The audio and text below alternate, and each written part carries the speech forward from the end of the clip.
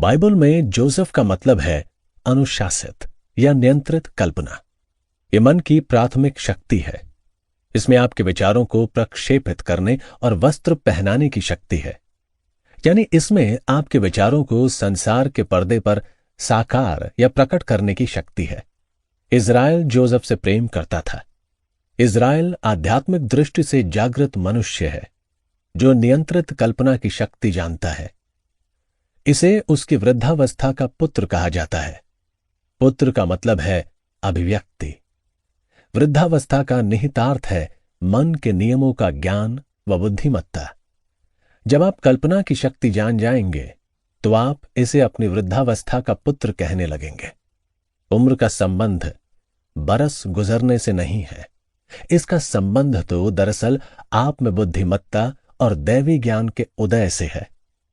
कल्पना वो शक्तिशाली औजार है जिसका इस्तेमाल महान वैज्ञानिकों, कलाकारों, भौतिक शास्त्रियों, आविष्कारकों, वास्तुविदों और आध्यात्मिक लोगों ने किया है। जब संसार ने कहा यह असंभव है, इसे नहीं किया जा सकता, तो कल्पनाशील व्यक्ति ने कहा यह हो चुका है। अपनी कल्पना के दम पर आप वास्तविकता की गहराइयों को भेद सकते हैं और प्रकृति के रहस्य उजागर कर सकते हैं। एक बड़े उद्योगपति ने मुझे एक बार बताया था कि उसने एक छोटे स्टोर से कैसे शुरुआत की। उसने कहा कि वो सपने देखता था। जोसेफ स्वप्नदर्शी थे कि उसका एक बड़ा कॉरपोरेशन होगा जिसकी शाखाएं पूरे देश में फैली होंगी। उसने आगे कहा कि नियमित और सुनियोजित रूप से उसने अपने मन में बड़ी इमारतों, ऑफिसों, फैक्ट्रियों तथा स्टोर्स का चित्र देखा। वो जानता था कि मन की किमियागरी के जरिए वो ऐसा धागा बुन लेगा जिससे उसके सपनों को वस्त्र पहनाए जाएं, यानी वे साकार हो जाएं। वो समृद्ध बनने लगा। आकर्षण के शाश्वत नियम द्वारा वो विचारों, कर्मचारियों, मित्रों, पैसों और अपने लक्ष्य की पूर्ति के लिए आवश्यक हर चीज अपनी ओर आकर्षित करने लगा। उसने सचमुच अपनी कल्पना का अभ्यास किया और उसे विकसित किया। वो अपने मन में इन मानसिक सांचों के साथ तब तक जिया जब तक कि कल्पना ने उन्हें आकार के वस्त्र नहीं पहना दिए। मुझे उसकी कही हुई एक टिप्पणी खास पसंद आई जो इस प्रकार है, असफल के रूप में अपनी कल्पना जितना आसान है उतना ही आसान सफल व्यक्ति के रूप में अपनी कल्पना करना है, और यही कहीं ज्यादा रोचक भी है। जोसेफ एक स्वप्नदर्शी हैं और सपने देखने वाले हैं। इसका मतलब है कि उनके मन में दृश्य, चित्र और लक्ष्य हैं। वे जानते हैं कि एक सृजनात्मक शक्ति उनके मानसिक चित्रों पर प्रतिक्रिया करती है। हम जो मानसिक चित्र कायम रखते हैं वे भावना में विकसित किए जाते हैं।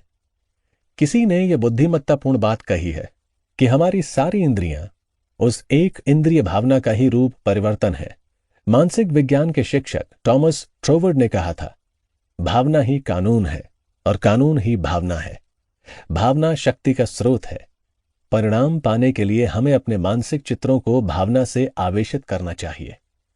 हमें बताया जाता है जोसेफ ने एक सपना देखा और उसे अपने भाइयों को बताया और वे जोसेफ से नफरत करने लगे। जब आप ये सब पढ़ रहे हैं तो संभवतः आपके पास कोई सपना, कोई लक्ष्य, कोई योजना या कोई उद्देश्य होगा जिसे आप हासिल करना पसंद करेंगे। बाइबल की भाषा में नफरत करने का मतलब अस्वीकार करना है।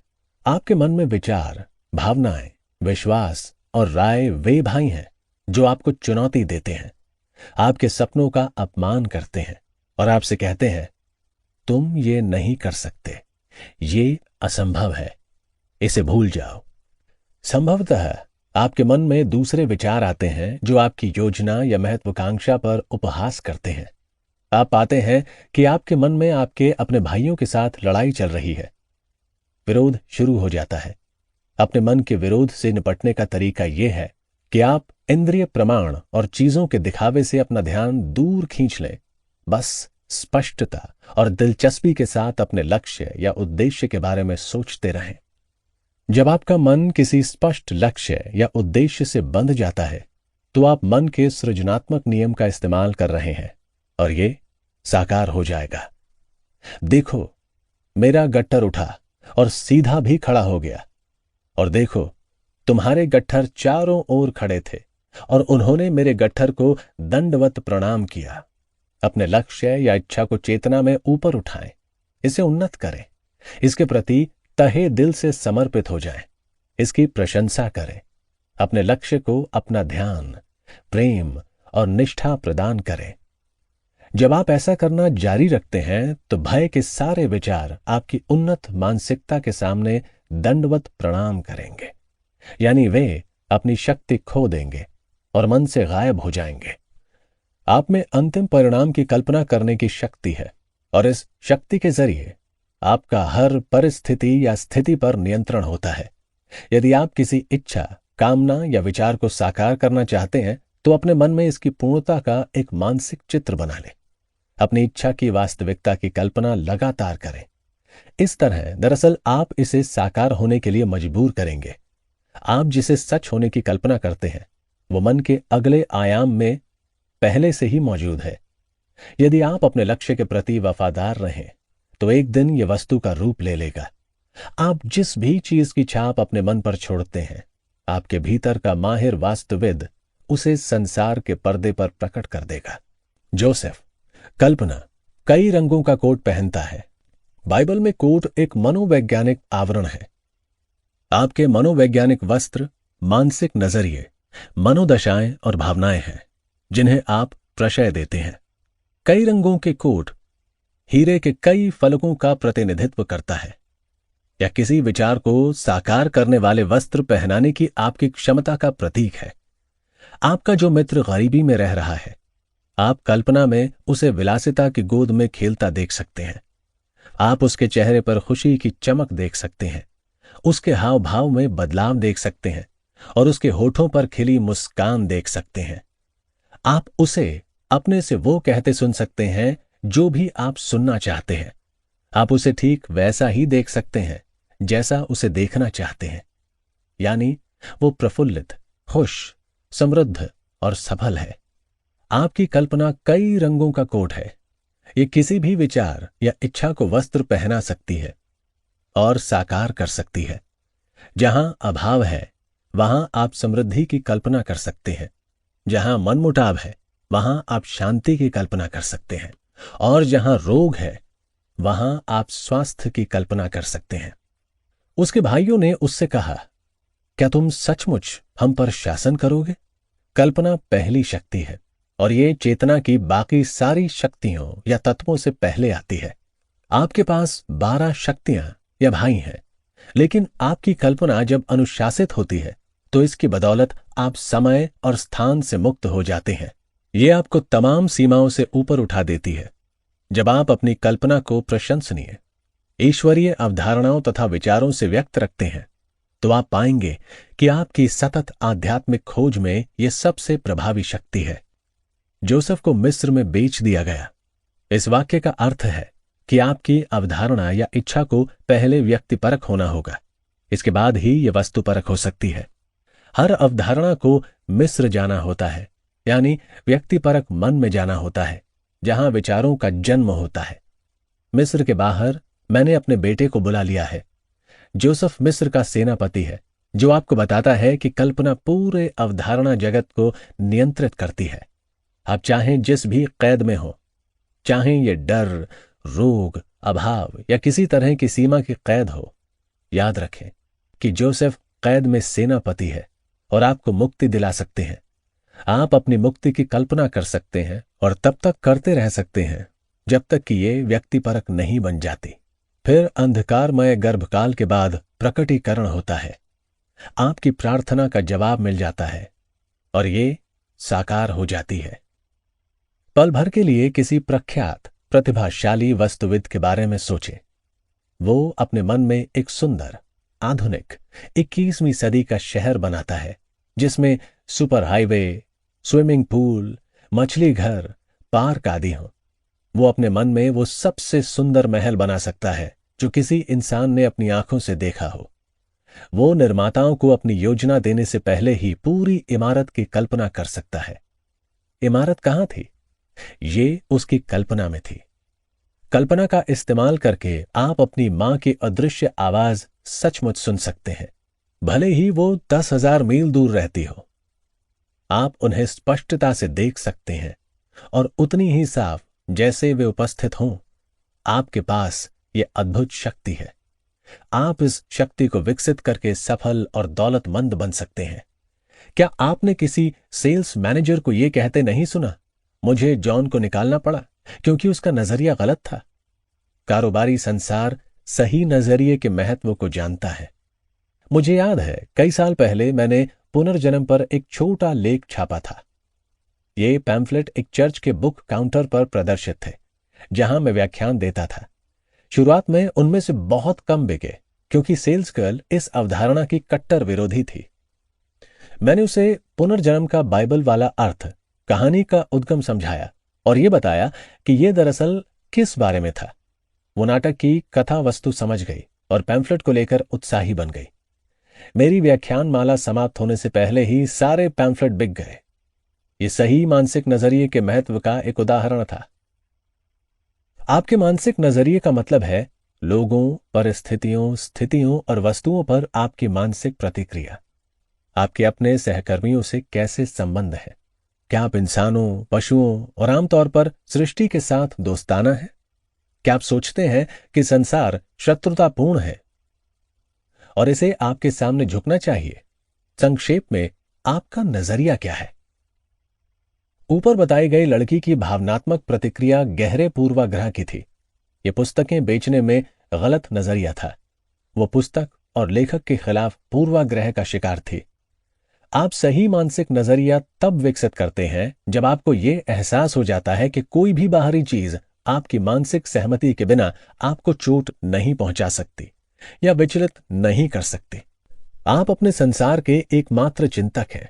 अतः कोई चीज आपकी मानसिक सहमति के बिना आपको क्रोध, दुख या शोक नहीं पहुंचा सकती। बाहर से जो सुझाव आपकी ओर आता है उसमें आपकी कोई शक्ति नहीं है।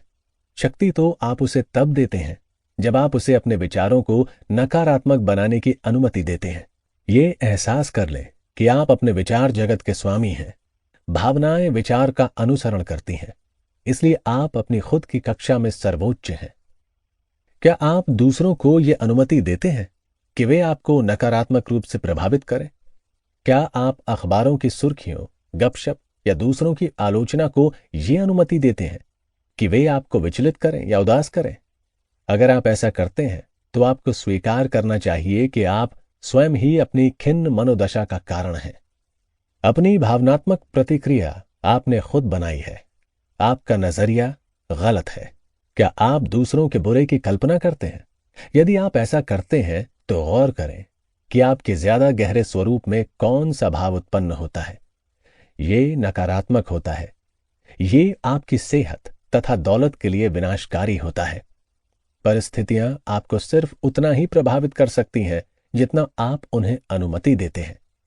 आप स्वेच्छा से और निश्चित रूप से जीवन तथा सारी चीजों के बारे में अपना नजरिया बदल सकते हैं। आप अपनी तकदीर के मालिक और अपनी आत्मा यानी अवचेतन मन के कप्तान बन सकते हैं। अनुशासित, निर्देशित और नियंत्रित कल्पना के जरिए आप अपनी भावनाओं के स्वामी बन सकते हैं तथा अपने मानसिक नजरिए के भी। मिसाल के तौर पर, यदि आप कल्पना करते हैं कि सामने वाला इंसान ओछा, बेईमान और ईर्ष्यालु है, तो गौर करें कि इससे आपके भीतर कौन सी भावना जागृत होती है।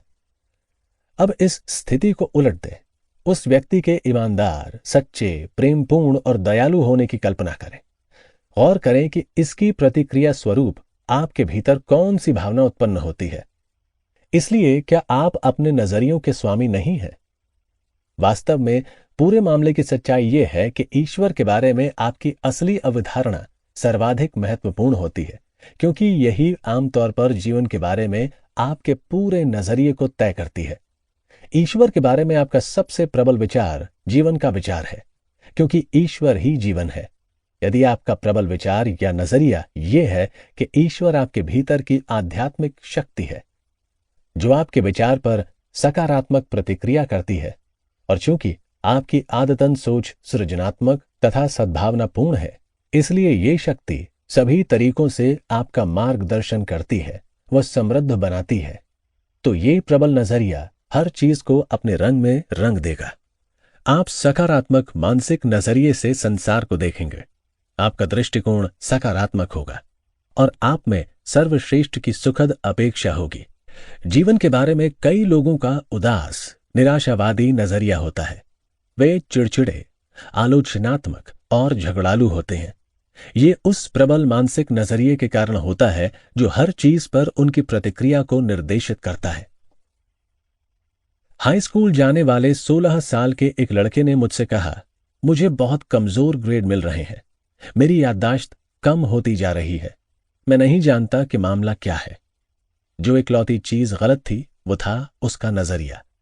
जब उसे यह एहसास हुआ कि उसकी पढ़ाई वकील बनने और कॉलेज में दाखिला पाने के लिए कितनी महत्वपूर्ण थी, तो उसने अपने नजरिए को बदल लिया। वो वैज्ञानिक ढंग से प्रार्थना करने लगा, जो नजरिया बदलने के सबसे तेज तरीकों में से एक है। वैज्ञानिक प्रार्थना में हम एक ऐसे सिद्धांत पर काम करते हैं जो विचार पर प्रतिक्रिया करता है। इस किशोर को एहसास हो गया कि उसके भीतर एक आध्यात्मिक शक्ति है और यही एकमात्र कारण व शक्ति है। यही नहीं, वो ये दावा भी करने लगा कि उसकी याददाश्त आदर्श है और असीम प्रज्ञा हमेशा उसके सामने हर चीज उजागर कर रही है जो उसे हर समय हर जगह जानने की जरूरत है। वो शिक्षकों और साथी विद्यार्थियों के प्रति प्रेम व सद्भाव का संचार करने लगा। ये किशोर अब उससे ज्यादा स्वतंत्रता का आनंद ले रहा है जितनी उसे कई सालों में नहीं मिली थी। वो लगातार कल्पना करता है कि उसके शिक्षक और मां उसके उत्कृष्ट ग्रेड पर उसे बधाई दे रहे हैं। मनचाहे परिणामों की कल्पना करने से उसका अध्ययन के प्रति नजरिया बदल गया है। हमने पहले कहा है कि हमारे सारे मानसिक नजरिए कल्पना से तय होते हैं। यदि आप कल्पना करते हैं कि आज का दिन बुरा होने वाला है, कि कारोबार बहुत बुरा रहने वाला है, कि बारिश हो रही है, कि आपके स्टोर में एक भी ग्राहक नहीं आएगा, कि आपके पास कोई पैसा नहीं है आदि, तो आप अपनी नकारात्मक कल्पना के परिणामों का अनुभव करेंगे। एक बार एक आदमी लंदन की सड़कों पर चल रहा था और उसे सड़क पर सांप दिखने का वहम हुआ। डर के मारे उसे जैसे लकवा मार गया। उसे जो दिखा था वो सांप नहीं, उसका वहम था। बहरहाल उसकी मानसिक और भावनात्मक प्रतिक्रिया वैसी ही थी जैसे कि सांप दिखने पर होती है। उन चीजों की कल्पना करें जो भी प्यारी, प्रशंसनीय और अच्छी हैं। इससे जीवन के प्रति आपका पूरा भावनात्मक नजरिया बदल जाएगा। आप जीवन के बारे में क्या कल्पना करते हैं? क्या ये आपके लिए सुखद जीवन होने वाला है या फिर ये कुंठाओं या कष्टों की एक लंबी श्रृंखला होने वाला है? चुन लो कि तुम किसकी सेवा करोगे। आप जिन मानसिक चित्रों पर आदतन ध्यान केंद्रित करते हैं, उसी अनुसार आप अपने अनुभव के बाहरी संसार को ढालते हैं, आकार देते हैं और रूप देते हैं। जीवन में ऐसी स्थितियों, परिस्थितियों की कल्पना करें जो सम्मान बढ़ाएं, ऊपर उठाएं, खुश करें और संतुष्ट करें। यदि आप कल्पना करते हैं कि जीवन भावहीन, क्रूर, कठोर, कटु है और संघर्ष व दर्द अवश्यम भावी है, तो आप अपने जीवन को दुखद बना रहे हैं। गोल्फ कोर्स पर होने की कल्पना करें। आप स्वतंत्र हैं, तनाव मुक्त हैं, उत्साह और ऊर्जा से लबरेज हैं। आपकी खुशी गोल्फ कोर्स द्वारा पेश की जाने वाली तमाम मुश्किलों से उबरने की वजह से है। रोमांच सारी बाधाओं को पार करने में है। अब इस दृश्य को लें। कल्पना करें कि आप किसी कब्रिस्तान में जा रहे हैं। गौर करें कि जब आप ऊपर बताई गई स्थितियों में से प्रत्येक में अपना चित्र देखते हैं तो कितनी अलग भावनात्मक प्रतिक्रियाएं होती हैं। कब्रिस्तान में आप व्यक्ति के नए जन्मदिन पर आनंदित हो सकते हैं। आप ये कल्पना कर सकते हैं कि अनिर्वाचनीय सौंदर्य और प्रेम के बीच वो परिजन अपने मित्रों से घिरा होगा। आप सभी उपस्थित लोगों के मन और हृदय में ईश्वर की शांति की सरिता प्रवाहित होने की कल्पना कर सकते हैं। जहां भी आप हों, आप दरअसल अपने मन के आकाश में ऊपर पहुंच सकते हैं। यह आपकी कल्पना की शक्ति है। और उसने एक और सपना देखा। उसने इसे अपने भाइयों को बताया और कहा, देखो, मैंने एक और सपना देखा है और सुनो, सूर्य और चंद्रमा और 11 तारों ने मेरा अभिवादन किया। प्राचीन प्रतीक शास्त्री में सूर्य और चंद्रमा चेतन तथा अवचेतन मन के प्रतीक हैं। 11 तारे कल्पना के अतिरिक्त 11 शक्तियों के प्रतीक हैं। एक बार फिर प्रेरित लेखक आपको बता रहे हैं कि अनुशासित कल्पना मन के बाकी सभी शक्तियों से ऊपर है, क्योंकि यही चेतन और अवचेतन मन की दिशा को नियंत्रित करती है। कल्पना पहली और अग्रणी शक्ति है। इसे वैज्ञानिक रूप से निर्देशित किया जा सकता है। मैं 50 साल से ज्यादा समय पहले अपने पिता के साथ आयरलैंड के एक राउंड टावर को देख रहा था। वो 1 घंटे तक कुछ नहीं बोले, बल्कि निष्क्रिय और ग्रहणशील बने रहे। वे विचार मग्न मनोदशा में दिख रहे थे। मैंने उनसे पूछा कि वे किस चीज पर मनन कर रहे थे। उनके जवाब का सार यह है, उन्होंने संकेत किया कि संसार के महान अद्भुत विचारों पर मनन करके ही हम विकास और विस्तार करते हैं। उन्होंने टावर में पत्थरों की उम्र पर मनन किया। फिर उनकी कल्पना उन्हें उन पत्थरों के खानों की ओर ले गई जहां पत्थरों को आकार दिया गया था। उनकी कल्पना ने पत्थरों के आकार को हटा दिया। उन्होंने अंदरूनी आंख से पत्थर की संरचना, भूवैज्ञानिक उत्पत्ति और बनावट देखी तथा इसे निराकार अवस्था में पहुंचा दिया। अंत में उन्होंने ये कल्पना की कि वे पत्थर बाकी सारे पत्थरों और सारे जीवन से एक हैं। उन्होंने अपनी दैवी कल्पना में एहसास किया कि राउंड टावर को देखकर ही आयरिश जाति के इतिहास की दोबारा रचना करना संभव है। कल्पना की शक्ति के जरिए ये शिक्षक टावर में रहने वाले अदृश्य लोगों को देखने और उनकी आवाजें सुनने में सक्षम थे। उनकी कल्पना में पूरी जगह सजीव बन गई। इस शक्ति के जरिए वे उस समय तक पीछे जाने में समर्थ थे जब वहां कोई राउंड टावर नहीं था। अपने मन में उन्होंने उस जगह का एक नाटक बुना जहां से पत्थर उत्पन्न हुए। उन्हें कौन लाया, निर्माण का उद्देश्य क्या था और इससे जुड़ा बाकी इतिहास। जैसा उन्होंने मुझसे कहा, मैं उन स्पर्शों को देख सकता था और कदमों की उस आहट को सुन सकता था जो हजारों साल पहले खो गई थी। व्यक्तिपरक मन सारी चीजों में व्याप्त है। ये सभी चीजों में है और यही वो पदार्थ है जिससे वे बनी है। अमरता का खजाना उन्हीं पत्थरों में है जिससे इमारत को बनाया गया है। कोई भी चीज निर्जीव नहीं है, सब कुछ जीवन है जो इसके भिन्न प्रकटीकरण में है। सूर्य और चंद्रमा जोसेफ कल्पना का अभिवादन करते हैं। अपनी कल्पना की शक्ति के जरिए आप सचमुच ये कल्पना कर सकते हैं कि प्रकृति के अदृश्य रहस्य आपके सामने प्रकट किए जा रहे हैं। आप पाएंगे कि आप चेतना की गहराइयों की थाह ले सकते हैं। कुछ समय पहले मैं एक शाम को एक पार्क में बैठा था। मैं ढलते सूरज को देख रहा था। अचानक मैं सोचने लगा कि सूर्य लॉस एंजलिस शहर में एक मकान जैसा दिखाई देता है। हमारे सूर्य के पीछे एक और बड़ा सूर्य है और ये सिलसिला अनंत है। आकाश गंगा से परे असंख्य सूर्यों और आकाश गंगाओं के अनंत विस्तार पर विचार और मनन करने से कल्पना डगमगा जाती है। ये संसार तो असीम समुद्र तट पर रेत के एक कण जितना छोटा है। हिस्सों को देखने के बजाय आइए हम सभी चीजों की पूर्णता, उनकी एकता को देखते हैं। जैसा कवि ने कहा है, हम सभी एक अति विशाल समग्र के हिस्से हैं। शरीर जिसकी प्रकृति है और ईश्वर आत्मा। सारे धर्म दरअसल मनुष्य के कल्पनाशील मन से ही पैदा हुए हैं। क्या कल्पना के क्षेत्र से ही टेलीविजन, रेडियो, रेडार, सुपरजेट और अन्य सभी आधुनिक आविष्कार नहीं आए हैं? आपकी कल्पना अनंत का खजाना है जो आपको संगीत, कला, कविता और आविष्कारों के सभी कीमती मोती देता है। आप किसी प्राचीन खंडहर, किसी पुराने मंदिर या पिरामिड को देखकर मुर्दा अतीत के इतिहास को दोबारा बना सकते हैं। किसी पुराने कब्रिस्तान के खंडहरों में आप एक सुंदर और भव्य आधुनिक शहर का पुनर्जीवन भी देख सकते हैं। हो सकता है कि आप अभाव या कमी के कैद में हो या पत्थर की छड़ों के पीछे हो, लेकिन अपनी कल्पना में आप ऐसी स्वतंत्रता पा सकते हैं जिसका आपने सपना भी नहीं देखा। याद करें कि कैसे पेरिस के नाली साफ करने वाले चिको ने कल्पना की और 7वें स्वर्ग कही जाने वाली स्वर्ग जैसी मानसिक अवस्था में रहा, हालांकि उसने कभी दिन की रोशनी भी नहीं देखी। जॉन बनियन ने जेल में अपनी महान कृति पिलग्रिम्स प्रोग्रेस लिखी थी। मिल्टन हालांकि अंधे थे, लेकिन उनमें अपनी अंदरूनी आंख से देखने की क्षमता थी। उनकी कल्पना ने उनके मस्तिष्क को अग्निपुंज बना दिया और उन्होंने पैराडाइज लॉस्ट की रचना कर दी। इस तरह उन्होंने ईश्वर का थोड़ा स्वर्ग हर जगह के सभी लोगों तक पहुंचा दिया। कल्पना मिल्टन की आध्यात्मिक आंख थी। इसी की बदौलत वे ईश्वर का काम करने में समर्थ हुए। इसी के जरिए उन्होंने समय, स्थान और पदार्थ की दूरी को मिटा दिया। इसी से उन्होंने अदृश्य उपस्थिति व शक्ति के सत्यों को प्रकट किया।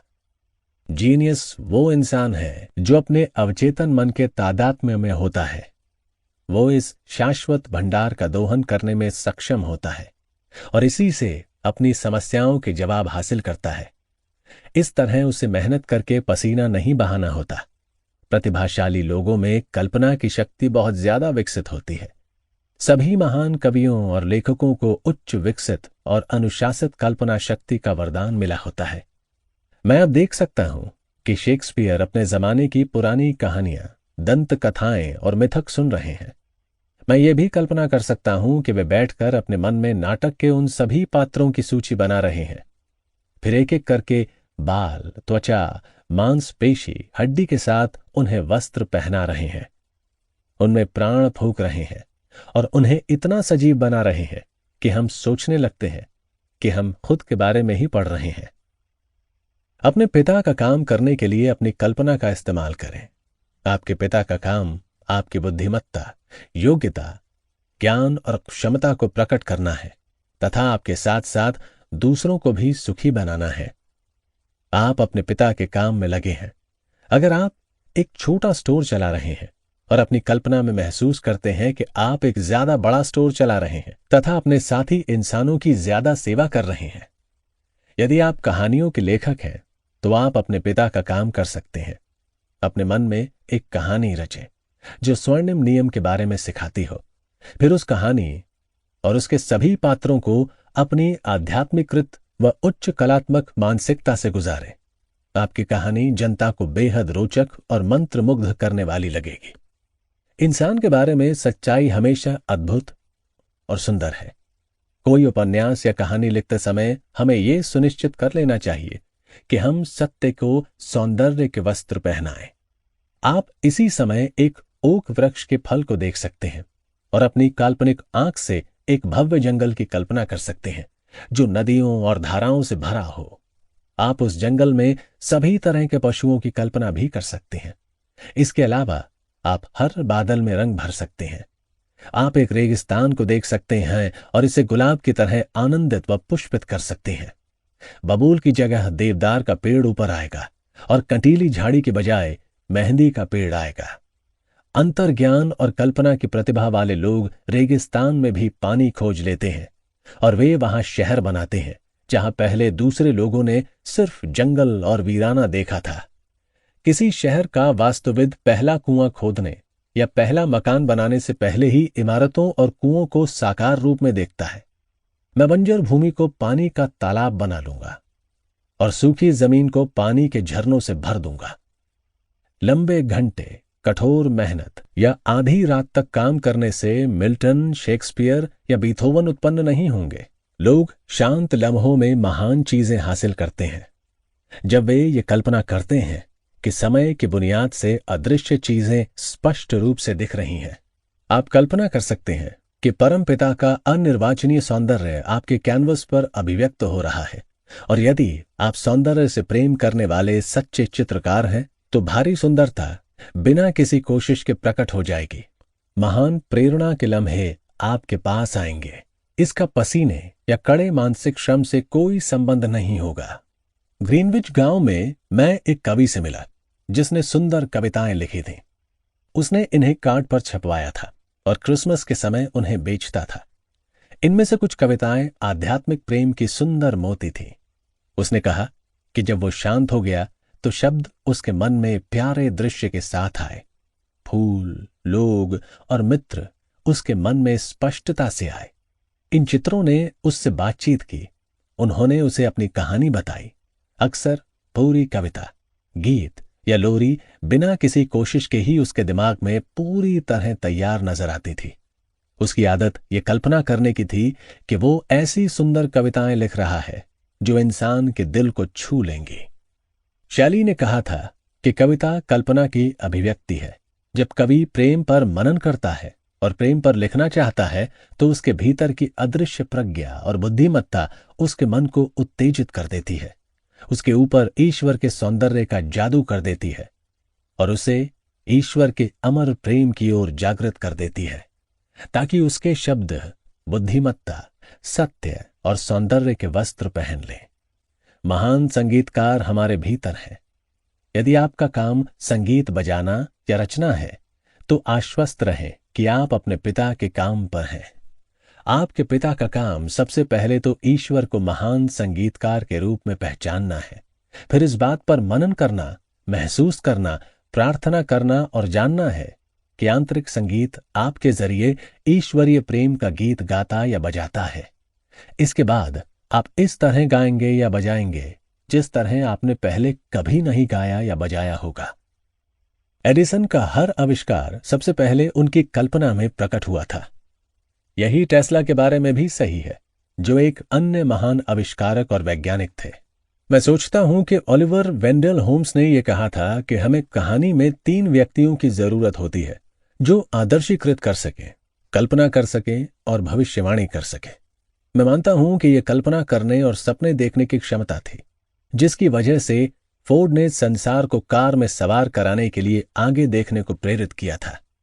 कल्पना करने की क्षमता की बदौलत आप समय और स्थान के सारे बंधन हटा सकते हैं।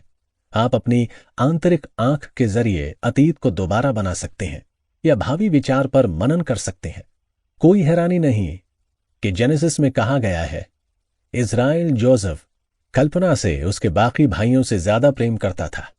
कल्पना जब अनुशासित, आध्यात्मिकृत, नियंत्रित और निर्देशित की जाती है तो ये मनुष्य का सबसे उन्नत और प्रशंसनीय गुण बन जाती है। मैं कुछ साल पहले एक युवा केमिस्ट से बातचीत कर रहा था। उसने बताया कि उसके वरिष्ठ लोग बरसों से एक खास जर्मन डाई बनाने की कोशिश कर रहे थे, लेकिन कामयाब नहीं हो पाए। जब वो उनके साथ जुड़ा तो ये काम उसे सौंपा गया। जैसा उसने बताया, वो नहीं जानता था कि ये नहीं किया जा सकता और उसके बिना किसी मुश्किल के उसे डाई का यौगिक यानी कंपाउंड बना लिया। वो हैरान रह गए और उसका रहस्य पूछने लगे। उसका जवाब था कि उसने कल्पना की थी कि जवाब उसके पास था। उसके वरिष्ठों ने जब आगे जानने का दबाव डाला तो उसने कहा कि वो अपने मन में चमकते लाल रंग में जवाब अक्षर स्पष्टता से देख सकता था। फिर उसने अक्षरों के बीच एक खाली जगह बनाई। वो जानता था कि जब वो अक्षरों के नीचे रासायनिक फॉर्मूले की कल्पना करेगा तो अवचेतन उसे भर देगा।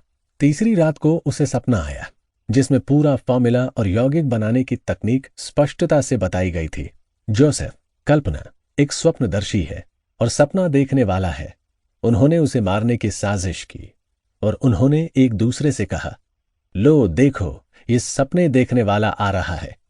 जब आप बाइबल के ये उद्धरण पढ़ते हैं तो शायद डर, शंका और चिंता के विचार आपके मन में आपकी उस इच्छा, लक्ष्य या सपने को मारने के लिए षड्यंत्र कर रहे हैं।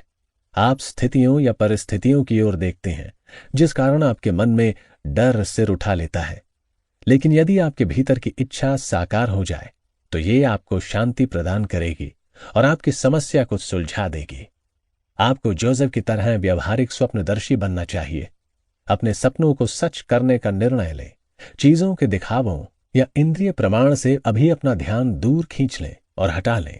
हालांकि आपकी इंद्रियां उससे इनकार करती हैं जिसकी खातिर आप प्रार्थना करते हैं, लेकिन आपको दिल में जो भी सच लगता है उसे दृढ़तापूर्वक कहें।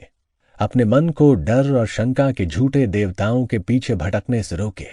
अपने मन को अपने भीतर की सर्वशक्तिमान आध्यात्मिक शक्ति में विश्राम कराएं। मन की शांति में इस तथ्य पर मनन करें कि केवल एक ही शक्ति और एक ही उपस्थिति है। ये शक्ति और उपस्थिति अभी आपके विचार पर प्रतिक्रिया कर रही है। ये आपकी आत्मा को मार्गदर्शन, शक्ति, शांति व पोषण दे रही है। अपना सारा मानसिक ध्यान आध्यात्मिक शक्ति के पूर्ण प्रभुत्व को पहचानने में लगाएं और ये जान लें कि ईश्वर शक्ति के पास जवाब है तथा ये इसी समय आपको रास्ता दिखा रही है। इस पर विश्वास करें, इसमें यकीन करें और प्रकाश में पृथ्वी पर चलें। आपकी प्रार्थना का जवाब पहले ही मिल रहा है। हम सभी कोलंबस और अमेरिका की खोज की कहानी पढ़ते हैं। ये कल्पना थी जिसकी बदौलत वो इस खोज की ओर प्रवृत्त हुए। कल्पना के साथ दैवी शक्ति में विश्वास ने उन्हें आगे और विजय की ओर बढ़ाया। साथ ही नाविकों ने कोलंबस से कहा, जब सारी आशा खत्म हो जाए तो हम क्या करेंगे? उनका जवाब था, भोर होते ही तुम कहोगे, तैरते चलो, तैरते चलो, तैरते चलो। यही प्रार्थना की कुंजी है। अंत तक आस्थावान बने रहें, रास्ते के हर कदम आस्था से भरे रहें, अंत तक जुटे रहें और दिल में जान लें कि अंत सुरक्षित है, क्योंकि आपने अंत देख लिया है। अपनी चपल कल्पना के जरिए कोपरनिकस ने प्रकट किया कि पृथ्वी अपनी धुरी पर कैसे घूमती थी, जिससे पुरानी खगोल शास्त्रीय अवधारणाएं खत्म हो गईं। मैं सोचता हूं कि यह अद्भुत रहेगा यदि हम सभी समय समय पर अपने विचारों को दोबारा ढालें, अपनी मान्यताओं और रायों की जांच करें और ईमानदारी से खुद से पूछें, मैं इस पर विश्वास क्यों करता हूं? ये राय कहां से आई थी? हम जो विचार, सिद्धांत, विश्वास और राय कायम रखते हैं, शायद उनमें से कुछ पूरी तरह गलत हैं। उनकी सत्यता या सटीकता की किसी भी तरह की जांच के बिना हमने उन्हें सच मान लिया था। हमारे पिता और दादा एक खास तरह से विश्वास करते थे। यह तो कोई कारण नहीं कि हम भी ऐसा ही करें। एक महिला ने मुझसे कहा कि उसका एक खास विचार सही ही होगा क्योंकि उसकी दादी इसमें यकीन करती थी। बकवास बात। जातीय मन कई ऐसी बातों पर विश्वास करता है जो सच नहीं है, जो पीढ़ी दर पीढ़ी आया है। वो जरूरी नहीं कि सही हो या अंतिम शब्द और प्रमाण हो। ऊपर बताई गई महिला ईमानदार और भली थी, लेकिन उसके पास एक ऐसा मन था जो मनोवैज्ञानिकों को लेकर बहुत तुनक मिजाज था। वो बाइबल की हर चीज को शब्दशः लेती थी। उसका मन पूर्वाग्रह और अंधविश्वास से काम करता था। यह हर उस चीज का विरोध करता था जो उसके स्थापित विश्वासों, रायों और पूर्व धारणाओं के अनुरूप न हो। हमारे मन को किसी पैराशूट जैसा बनना चाहिए। पैराशूट खुलता है, अगर ये ना खुले तो कतई अच्छा नहीं है। इसी तरह हमें अपनी आंखें और मन नए सत्यों की ओर खोलना चाहिए। हमें नए सत्य और नए ज्ञान की भूख प्यास जगानी चाहिए ताकि हम आस्था और समझ के पंखों से अपनी समस्याओं के ऊपर उड़ने में सक्षम बन सकें। हमारे युग के मशहूर जैव वैज्ञानिक, भौतिक शास्त्री, खगोल शास्त्री और गणितज्ञ एक स्पष्ट वैज्ञानिक कल्पना की प्रतिभा से लैस है। मिसाल के तौर पर सापेक्षता का आइंस्टाइन का सिद्धांत उनकी कल्पना में आया था। प्राचीन मिस्र की कब्रों का अध्ययन कर रहे पुरातत्ववेत्ता और जीवाश्मिकी अपनी कल्पनाशील अनुभूति के जरिए प्राचीन दृश्यों को दोबारा बनाते हैं। मृत अतीत एक बार फिर सजीव बन जाता है और बहुत सी बातें बताता है। प्राचीन खंडहरों और उनकी चित्रलिपि देखकर वैज्ञानिक हमें एक ऐसे युग के बारे में बताता है जब कोई भाषा मौजूद नहीं थी। संप्रेषण सिर्फ हुंकारों, कराहों और संकेतों के माध्यम से किया जाता था। वैज्ञानिक की कल्पना उसे यह क्षमता देती है कि वो इस प्राचीन मंदिर को छत से ढक दे और उसे चारों ओर बाग, तालाब और फव्वारों से घेर दे। जीवाश्म अवशेषों को आंखों, मांसपेशियों तथा स्नायुओं की पोशाक पहना दी जाती है और वे एक बार फिर चलने व बोलने लगते हैं। अतीत जीवित वर्तमान बन जाता है और हम कल्पना में पाते हैं कि कोई समय या साधन नहीं है। आपकी कल्पना शक्ति से आप सार्वकालिक सबसे प्रेरित लेखकों के साथी बन सकते हैं। मैंने कुछ समय पहले लॉस एंजलिस के विलशायर एबल थिएटर में हमारे रविवार के दर्शकों के सामने रेवलेशन के 21वें अध्याय पर व्याख्यान दिया। पिछली रात जब मैं निम्न पंक्तियों के आंतरिक अर्थ पर मनन कर रहा था तो मैंने अंतर्ज्ञान से और सचमुच उस माहिर भविष्य दृष्टा की उपस्थिति तथा अंतरंग सहचार्य महसूस किया जिसने ये प्रेरित पंक्तियां लिखी थी। और मैंने, जॉन ने पवित्र शहर नया यरूशलेम देखा, जो ईश्वर के पास से स्वर्ग से नीचे आ रहा था। अपने पति के लिए दुल्हन की तरह सजा हुआ था। और मैंने आसमान से एक महान आवाज सुनी, देखो, ईश्वर का मंदिर इंसानों के साथ है और वो उनके साथ रहेगा और उनका ईश्वर होगा। क्या आप अपने खुद के मन के गलियारों में अभी चल नहीं सकते और वहां अंदर ये देख, महसूस और अनुभूत नहीं कर सकते कि शांति की ईश्वरीय सरिता आपके मन में प्रवाहित हो रही है? आप अभी पवित्र शहर अपने खुद के मन में हैं, जहां आनंद, खुशी, आस्था, सद्भाव, प्रेम और सामंजस्य जैसे प्यारे लोग रहते हैं। आपका मन ईश्वर के दीप्तिमान सौंदर्य की पोशाक में है और आपकी मनोदशा उन्नत, प्रशंसनीय तथा ईश्वरीय है। आप मानसिक तथा आध्यात्मिक रूप से ईश्वर और सभी अच्छी चीजों से विवाहित हैं। आपने अपना शादी का जोड़ा पहन रखा है, क्योंकि आप असीम के तादात्म्य में हैं और ईश्वर के शाश्वत सत्य लगातार आपके मन को भरते हैं। अपनी कल्पना में आप अनुभूत और महसूस करते हैं कि आप ईश्वर के मंदिर हैं तथा उसकी पवित्र आत्मा आपके अस्तित्व के हर हिस्से को सराबोर करती और भरती है। अब आपकी कल्पना एक दैवी उन्माद की जकड़ में है। आप ईश्वर में मदमस्त हो चुके हैं। आपको दैवी प्रतिरक्षा मिल चुकी है, जो आपके हृदय के कक्ष में ईश्वर की उपस्थिति है।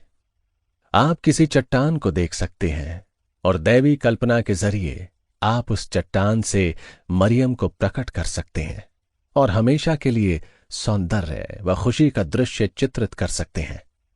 कभी भी अपनी कल्पना का इस्तेमाल नकारात्मक न करें, कभी इसे विकृत न करें। आप बीमारी, दुर्घटना और क्षति की कल्पना करके मानसिक रूप से उजड़ सकते हैं। बीमारी और अभाव की कल्पना करना आपकी मानसिक शांति, स्वास्थ्य और खुशी को नष्ट करना है। एक बार एक जहाज पर मैंने एक यात्री को सूर्यास्त की ओर देखते हुए और यह कहते हुए सुना, मैं बहुत खुश हूं, काश ये हमेशा कायम रहे। कितनी बार आप सुंदर सूर्योदय देखते हैं और शायद कहते हैं, काश ये हमेशा कायम रहे। इस क्षण भंगुर संसार में कोई चीज हमेशा कायम नहीं रहती, लेकिन ईश्वर के सत्य हमेशा कायम रहते हैं। रात का अंधेरा आता है, लेकिन सुबह एक बार फिर आएगी, शाम भी आएगी। आप नहीं चाहते कि चीजें स्थिर खड़ी रहें। आप खुद भी स्थिर खड़े नहीं रहना चाहते, क्योंकि जीतने के लिए भीतर और बाहर नए संसार हैं। शाश्वत परिवर्तन समूचे जीवन की जड़ है। आप किसी लीक में फंसे नहीं रहना चाहते। समस्याएं जीवन का तरीका है जो आपसे जवाब पूछ रही है। सबसे बड़ी खुशी और संतुष्टि उबरने में, जीतने में है। यदि परिवर्तन नहीं होते तो जीवन असहनीय हो जाता। हम चीजों की नीरसता से ऊब जाते। आपको रात और दिन, ठंड और गर्मी, ज्वार और भाटा, गर्मी और सर्दी, आशा और निराशा तथा सफलता और असफलता का अनुभव होता है। आप खुद को विरोधाभासों के बीच पाते हैं। अपनी कल्पना की शक्ति के जरिए आप जो महसूस करना चाहते हैं वो है विरोधी चीजों को सामंजस्य में लाना और मानसिक शांति पाना। दुख, कष्ट या किसी प्रियजन के विच्छोह के बीच आपकी कल्पना और आस्था, पक्षी के दो पंख, आपको ऊपर उड़ाकर ईश्वर के हृदय में ले जाते हैं, जो आपका पिता है। वहां आप अपनी आत्मा के लिए शांति, सांत्वना और दैवी विश्राम पाते हैं। अपनी कल्पना में आप ईश्वर के सत्य या चेहरा देखते हैं और ईश्वर सारे आंसू पोंछ देता है। अब कोई और विकल्प नहीं होगा। ईश्वरीय प्रेम की धूप मानव मन की सारी धुंध और कोहरे को घोल देती है और ईश्वर उनकी आंखों से सारे आंसू पोंछ देगा। फिर कोई और मृत्यु, दुख या विलाप नहीं होगा, ना ही कोई और दर्द होगा, क्योंकि पुरानी चीजें गुजर जाती हैं। देखो, मैं सारी चीजों को नया बनाता हूं। जब रात स्याह हो तो आपको बाहर निकलने का रास्ता नजर नहीं आता है, यानी जब आपकी समस्या सबसे गंभीर हो तो अपनी कल्पना को अपना तारणहार बनने दें। मैं अपनी निगाह, कल्पना पहाड़ियों की ओर उठाऊंगा जहां से मेरी मदद आती है। पहाड़ियां आंतरिक हैं, आप में ईश्वर की उपस्थिति। जब आप मार्गदर्शन और प्रेरणा चाहते हैं तो अपनी निगाह ईश्वर के सत्य के तारों पर केंद्रित रखें। जैसे अनंत प्रज्ञा मुझे राह दिखाती है और मेरा मार्गदर्शन करती है, या दैवी बुद्धिमत्ता मेरे मन में सैलाब लाती है और मैं ऊंचाइयों से प्रेरित होता हूं। आपके भीतर एक अभिकल्पकार, एक वास्तुविद और एक बुनकर है। ये आपके मन, विचारों, भावनाओं और विश्वासों के वस्त्र को लेकर उन्हें जीवन के ऐसे खांचे में बुन देता है जो आपकी ओर शांति या मनमुटाव, स्वास्थ्य या रोग लाते हैं। आप एक ऐसे जीवन की कल्पना कर सकते हैं जो आपको तीसरे स्वर्ग की ओर ले जाएगा, जहां आप ईश्वर की अनिर्वाचनीय चीजें देखेंगे। दूसरी ओर अपनी कल्पना के विकृत, रूग्ण इस्तेमाल से आप दुर्दशा की गहराइयों में पहुंच सकते हैं। मनुष्य ईश्वर का मंदिर है, और चाहे कोई मनुष्य कितना ही नीचे गिर गया हो, उपचारक उपस्थिति वहां उसकी मदद करने का इंतजार कर रही है। यह हमारे भीतर इंतजार कर रही है कि हम इसका आह्वान करें। आप सभी कारोबारी सौदों में अपनी कल्पना का अद्भुत इस्तेमाल कर सकते हैं। हमेशा सामने वाले के स्थान पर अपनी कल्पना करें। इससे आपको पता चल जाता है कि क्या करना है। कल्पना करें कि सामने वाला वो सब अभिव्यक्त कर रहा है जो आप उसे अभिव्यक्त करते देखना चाहते हैं। उसे उस तरह देखें जैसे कि उसे होना चाहिए, ना कि जैसा वो नजर आता है। शायद वो बदमिजाज, व्यंग्यात्मक, कटु या शत्रुतापूर्ण है। उसके मन में कई कुंठित आशाएं और त्रासदियां घुमड़ रही होंगी। उन चीजों की कल्पना करें जो भी प्यारी और अच्छी हैं। इस तरह अपनी कल्पना के माध्यम से आप उस व्यक्ति को ईश्वर के वस्त्र से ढक देते हैं। आदर्शों का ईश्वर का संसार और ईश्वर के असीम विचार उसके भीतर हैं और पैदा तथा मुक्त होने का इंतजार कर रहे हैं। यदि आप चाहें तो कह सकते हैं, ईश्वर उसमें पैदा होने का इंतजार कर रहा है। आप द्वार खोलकर उस इंसान के हृदय में ईश्वर के प्रेम की अग्नि जला सकते हैं। आप जो चिंगारी जलाते हैं, हो सकता है वो दैवी अग्नि बनकर धधकने लगे। संसार में कला की सबसे महान और सबसे समृद्ध विधिकाएं मन की हैं, जो ईश्वर के सत्यों और सौंदर्य के प्रति समर्पित हैं। लियोनार्डो दा विंची ने अपनी कल्पना की प्रतिभा द्वारा ईसा मसीह और 12 शिष्यों तथा उनके निहितार्थ पर मनन किया। गहरी तंद्रा में खोने पर उनकी कल्पना ने उनके भीतर के असीम भंडार से आदर्श चित्र निकाले। उनकी आदर्श एकाग्रता की बदौलत उनकी आंतरिक आंख में अंदर से एक चमक आई, जिससे वे प्रेरित हो गए। अंततः उनकी दैवी कल्पना से द लास्ट सपर नाम का मास्टरपीस उत्पन्न हुआ। आपने एक शांत झील या पर्वत शिखर की यात्रा की है। गौर करें कि नीरव, ठंडी, शांत सतह किस तरह आसमान की रोशनी को प्रतिबिंबित करती है। इसी तरह आध्यात्मिक मनुष्य का शांत मन भी अंदरूनी ईश्वरीय प्रकाश और बुद्धिमत्ता को प्रतिबिंबित करता है। जीवन में अपने लक्ष्य का चित्र बनाएं, इस लक्ष्य के अनुरूप जिएं, इस लक्ष्य को अपनी कल्पना को जकड़ने दें, इस लक्ष्य को स्वयं को रोमांचित करने दें। आप उस लक्ष्य की दिशा में बढ़ेंगे जो आपके मन को शासित करता है। जीवन के लक्ष्य स्वर्ग की ओस जैसे हैं, जो मनुष्य के मन के सूखे क्षेत्रों पर पड़ती है और उसे ताजगी प्रदान करती है। प्रेरित लेखक की कल्पना सत्य की अग्नि से धधक रही थी जब उन्होंने लिखा था, एक नदी है जिसकी धाराएं ईश्वर के शहर को खुश करेंगी, सर्वोच्च के मंदिरों का पवित्र स्थान। अब तक आप जान चुके हैं कि कल्पना ही वो नदी है जो आपको ईश्वर तक मनोवैज्ञानिक रूप से वापस बहने में सक्षम बनाती है। धाराएं आपके विचार और भावनाएं हैं, साथ ही प्रेम और सद्भावना का प्रकटीकरण भी, जो आपके पास से बाकी लोगों की ओर जाता है। मनुष्य संसार की ओर देखता है और उसे वहां बीमारी, अव्यवस्था तथा इंसान की इंसान के प्रति अमानवीयता दिखती है। अनुशासित कल्पना वाला व्यक्ति सभी दिखावों, मतभेदों और इंद्रिय प्रमाणों से ऊपर उड़ता है। वहां से वो ये देख लेता है कि सद्भाव का उच्च सिद्धांत सभी चीजों के बीच से, सभी चीजों में और सभी चीजों के पीछे काम कर रहा है। अपनी दैवी कल्पना से वो जान जाता है कि सभी चीजों के पीछे एक स्थायी धार्मिकता का नियम है, एक अनंत शांति, एक असीम प्रेम जो पूरी सृष्टि को शासित कर रहा है। ये सत्य हृदय से फूटते हैं और उस शाश्वत सत्य से पैदा होते हैं जो कल्पना के जरिए बाहरी पर्दे को चीर देता है तथा उस दैवी अर्थ में विश्राम करता है जो ईश्वर और स्वर्ग का है। कल्पना ईश्वर की कार्यशाला है जिसने नीचे दिए गए अतुल्य आध्यात्मिक मोतियों के लेखक को प्रेरित किया, जो समय के गलियारों में हमेशा मौजूद रहेंगे। उनके कोमल सौंदर्य और दैवी कल्पना की बदौलत वे ईश्वर की उपस्थिति के प्रकटीकरण व उपलब्धता के मामले में अतुल्य हैं, क्योंकि वे अपने देवदूतों को तुम्हारा जिम्मा सौंप देंगे ताकि तुम सारे तरीकों से सुरक्षित रहो। यदि मैं सुबह के पंख लेता हूं और समुद्र के अंतिम हिस्सों में वास करता हूं, तो वहां भी आपका हाथ मेरा नेतृत्व करेगा और आपका दायां हाथ मुझे थामेगा। अध्याय 2, व्यवसाय में अवचेतन मन का प्रयोग।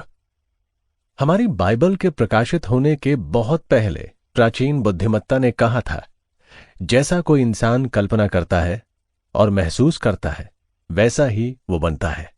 यह प्राचीन शिक्षण समय की रात में खोकर रह गया है, यह प्राचीन काल में खो गया है। बाइबल कहती है, जैसा इंसान अपने दिल में सोचता है वैसा ही वो है। किंवदंतियां बताती हैं कि हजारों साल पहले चीन के बुद्धिमान लोग एक महान संत के नेतृत्व में एकत्रित होकर इस तथ्य पर विचार करने लगे कि बर्बर आक्रमणकारियों के विराट जत्थे उनके देश में लूट खसोट कर रहे थे। जिस प्रश्न का समाधान होना था वो ये था, हम हमलावरों के विनाश से प्राचीन बुद्धिमत्ता की रक्षा कैसे करेंगे। कई सुझाव दिए गए। कुछ का मत था कि प्राचीन ग्रंथ और प्रतीक हिमालय के पहाड़ों में दफन कर देने चाहिए। दूसरों का सुझाव था कि बुद्धिमत्ता को तिब्बत के विहारों में जमा कर देना चाहिए। बाकी की सलाह थी कि भारत के प्राचीन मंदिर ईश्वरीय बुद्धिमत्ता के संरक्षण के आदर्श स्थान थे। इस पूरी चर्चा के दौरान प्रमुख संत खामोश थे। दरअसल उनके बातचीत करते समय वो सो गए और जोर जोर से खर्राटे भी लेने लगे, जिससे बाकी लोगों को निराशा हुई। वे थोड़ी देर में जागे और बोले, ताओ, ईश्वर ने मुझे जवाब दिया और वो ये है, हम चीन के महान चित्रकारों को आदेश देंगे, ऐसे लोग जिनमें दैवी कल्पना की प्रतिभा है, जो ईश्वर की कार्यशाला है, और उन्हें बता देंगे कि हम क्या हासिल करना चाहते हैं। हम उन्हें सत्य के रहस्यों का प्रशिक्षण देंगे। वे चित्र के रूप में महान सत्यों को अंकित करेंगे जो सारे समय सुरक्षित रहेंगे और असंख्य पीढ़ियों तक हस्तांतरित होंगे, जो अभी पैदा भी नहीं हुई हैं। जब वे चित्रों वाले ताश के पत्तों की श्रृंखला बना देंगे और ईश्वर के महान सत्यों, शक्तियों, गुणों तथा विशेषताओं को भरने का काम पूरा कर लेंगे, तो हम संसार को एक नए खेल के बारे में बताएंगे जो उत्पन्न हुआ है। पूरे संसार के सभी लोग सारे समय ताश के पत्तों से खेलेंगे, लेकिन ये नहीं जान पाएंगे कि इस सरल तरकीब से पवित्र शिक्षण को सारी पीढ़ियों के लिए सुरक्षित रखा जा रहा है। यह हमारी ताश की गड्डी का उद्गम था। किंवदंती के अनुसार प्राचीन चीनी संत ने आगे कहा, यदि सारे पवित्र ग्रंथ नष्ट हो जाते तो ताश के पत्तों पर बनी विभिन्न आकृतियों के आंतरिक अर्थ और प्रतीकात्मक शिक्षण द्वारा किसी भी समय उन्हें पुनर्जीवित किया जा सकता है। कल्पना सारे विचारों को वस्त्र पहनाती है और उन्हें आकार देती है। कल्पना की दैवी कलात्मकता के जरिए इन चित्रकारों ने इन सभी विचारों को चित्र के वस्त्र पहनाए जो आपके अधिक गहरे स्वरूप में छिपा होता है। वो कल्पना द्वारा प्रकट किया जाता है जो आपके भीतर सोया हुआ है या निहित है, उसे कल्पना द्वारा विचार के रूप में आकार दिया जाता है। हम उस पर मनन करते हैं जो अब तक प्रकट नहीं हुआ है। आइए कुछ सरल उदाहरण देखते हैं। जब आपकी शादी होने वाली थी तो आपके मन में स्पष्ट यथार्थवादी चित्र थे। कल्पना की शक्ति के साथ आपने पादरी, रब्बी या पुजारी को देखा। आपने उसे कुछ शब्दों की घोषणा करते सुना। आपने फूल और चर्च देखे। आपने संगीत सुना। आपने अपनी उंगली पर अंगूठी की कल्पना की और आप अपनी कल्पना में हनीमून मनाने के लिए नायग्रा फॉल्स या यूरोप भी गए। ये सब आपकी कल्पना द्वारा किया गया। इस तरह स्नातक होने से पहले आपके मन में एक सुंदर नाटक मंचित हुआ था। आपने स्नातक होने के बारे में अपने सभी विचारों को वस्त्र पहनाकर आकार दिया था। आपने कल्पना की कि कॉलेज के प्रोफेसर या प्रेसिडेंट आपको डिप्लोमा दे रहे हैं। आपने सभी विद्यार्थियों को गाउन पहने देखा। आपने अपनी मां, पिता, गर्लफ्रेंड या बॉयफ्रेंड को खुद को बधाई देते सुना। आपने आलिंगन और चुंबन को महसूस किया। यह सब वास्तविक, नाटकीय, रोमांचक और अद्भुत था। चित्र आपके मन में मुक्तता से आए, मानो शून्य से आ रहे हों। लेकिन आपको यह जानना और मानना होगा कि एक आंतरिक सृजनाकार था और है, जिसमें इन सभी आकारों को ढालने की शक्ति है जिन्हें आपने अपने मन में देखा, और उनमें जीवन, गति व आवाज भरने की शक्ति भी है। ये चित्र आपसे कह रहे थे, हम सिर्फ आपके लिए जीते हैं। एक युवक सेना में था और घर लौटना चाहता था। उस वक्त उसे सेना से नहीं छोड़ा गया था और उसने कहा, मैं अपनी मां को स्पष्टता से देखता हूं। मैं उनके स्वागत की कल्पना कर सकता हूं। मैं पुराने घर को देखता हूं। पिताजी पाइप पी रहे हैं। मेरी बहन कुत्तों को खाना खिला रही है। मैं उस घर के हर कोने और निशान को देख सकता हूं। मैं उनकी आवाजें भी सुन सकता हूं। ये सारी स्पष्ट तस्वीरें आती कहां से हैं?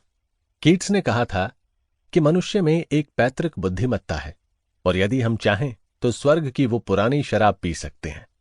आपके भीतर की आत्मा या ईश्वर कल्पना का वास्तविक आधार है। एक बार लंदन में एक परीक्षा थी जिसमें मैं एक महत्वपूर्ण प्रश्न का जवाब नहीं जानता था। मैं स्थिर और शांत हो गया। फिर मैंने बार बार धीरे धीरे तनाव मुक्त तरीके से मनन करते हुए कहा, ईश्वर जवाब प्रकट करता है। इस दौरान मैं बाकी सवालों के जवाब देने लगा जो आसान थे। हम जानते हैं कि जब आप चेतन मन को तनाव मुक्त कर देते हैं तो व्यक्तिपरक बुद्धिमत्ता उठकर सतह पर आ जाती है। कुछ समय में जवाब मेरे मन में स्पष्ट चित्र के रूप में आया। ये किसी पुस्तक के पन्ने जैसे शब्द में वहां पर था। पूरा जवाब मन में ग्राफ के रूप में लिखा हुआ था। मेरे चेतन मन या बुद्धि से भी ज्यादा शक्तिशाली बुद्धि ने जवाब दे दिया था। लगभग 14 साल का एक बहुत धार्मिक स्कूली लड़का मेरे पास आया। उसने बताया कि जब भी उसे समस्या होती थी तो वो कल्पना करता था कि ईसा मसीह उससे बात कर रहे हैं, उसकी समस्या का जवाब दे रहे हैं और उसे बता रहे हैं कि क्या करना है। उसकी मां बहुत बीमार थी। यह लड़का बहुत कल्पनाशील था। उसने बुखार से पीड़ित महिला का उपचार करने वाली ईसा मसीह की कहानी पढ़ी। मेरे छोटे मित्र ने मुझे बताया, कल रात मैंने कल्पना की कि ईसा मसीह मुझे कह रहे हैं, घर जाओ, तुम्हारी मां स्वस्थ कर दी गई है। उसने मन के इस नाटक को अपनी आस्था और विश्वास की वजह से इतना वास्तविक, स्पष्ट और गहन बना दिया कि उसने खुद को व्यक्तिपरक रूप से सुनी हुई बात की सच्चाई का यकीन दिला दिया। उसकी मां का पूर्ण उपचार हो गया। हालांकि उस वक्त उनकी हालत लाइलाज और डॉक्टरों की मदद से परे नजर आ रही थी। मन के नियमों का विद्यार्थी होने के नाते आप जानते हैं कि क्या हुआ था। उसने खुद को अपने चित्र के साथ एक होने के लिए प्रेरित कर दिया था और उसकी आस्था या विश्वास की बदौलत ही यह उसके साथ किया गया था। केवल एक ही मन है और केवल एक ही उपचारक उपस्थिति है। जब लड़के ने अपनी मां के बारे में अपना विश्वास बदला और उनका पूर्ण स्वास्थ्य महसूस किया तो आदर्श स्वास्थ्य का विचार मां के मन में तुरंत ही पुनर्जीवित हो गया। लड़का आध्यात्मिक उपचार या कल्पना की शक्ति के बारे में कुछ नहीं जानता था। उसने अवचेतन रूप से नियम को सक्रिय किया और उसे मन में पूरा विश्वास था कि ईसा मसीह सचमुच उससे बात कर रहे हैं।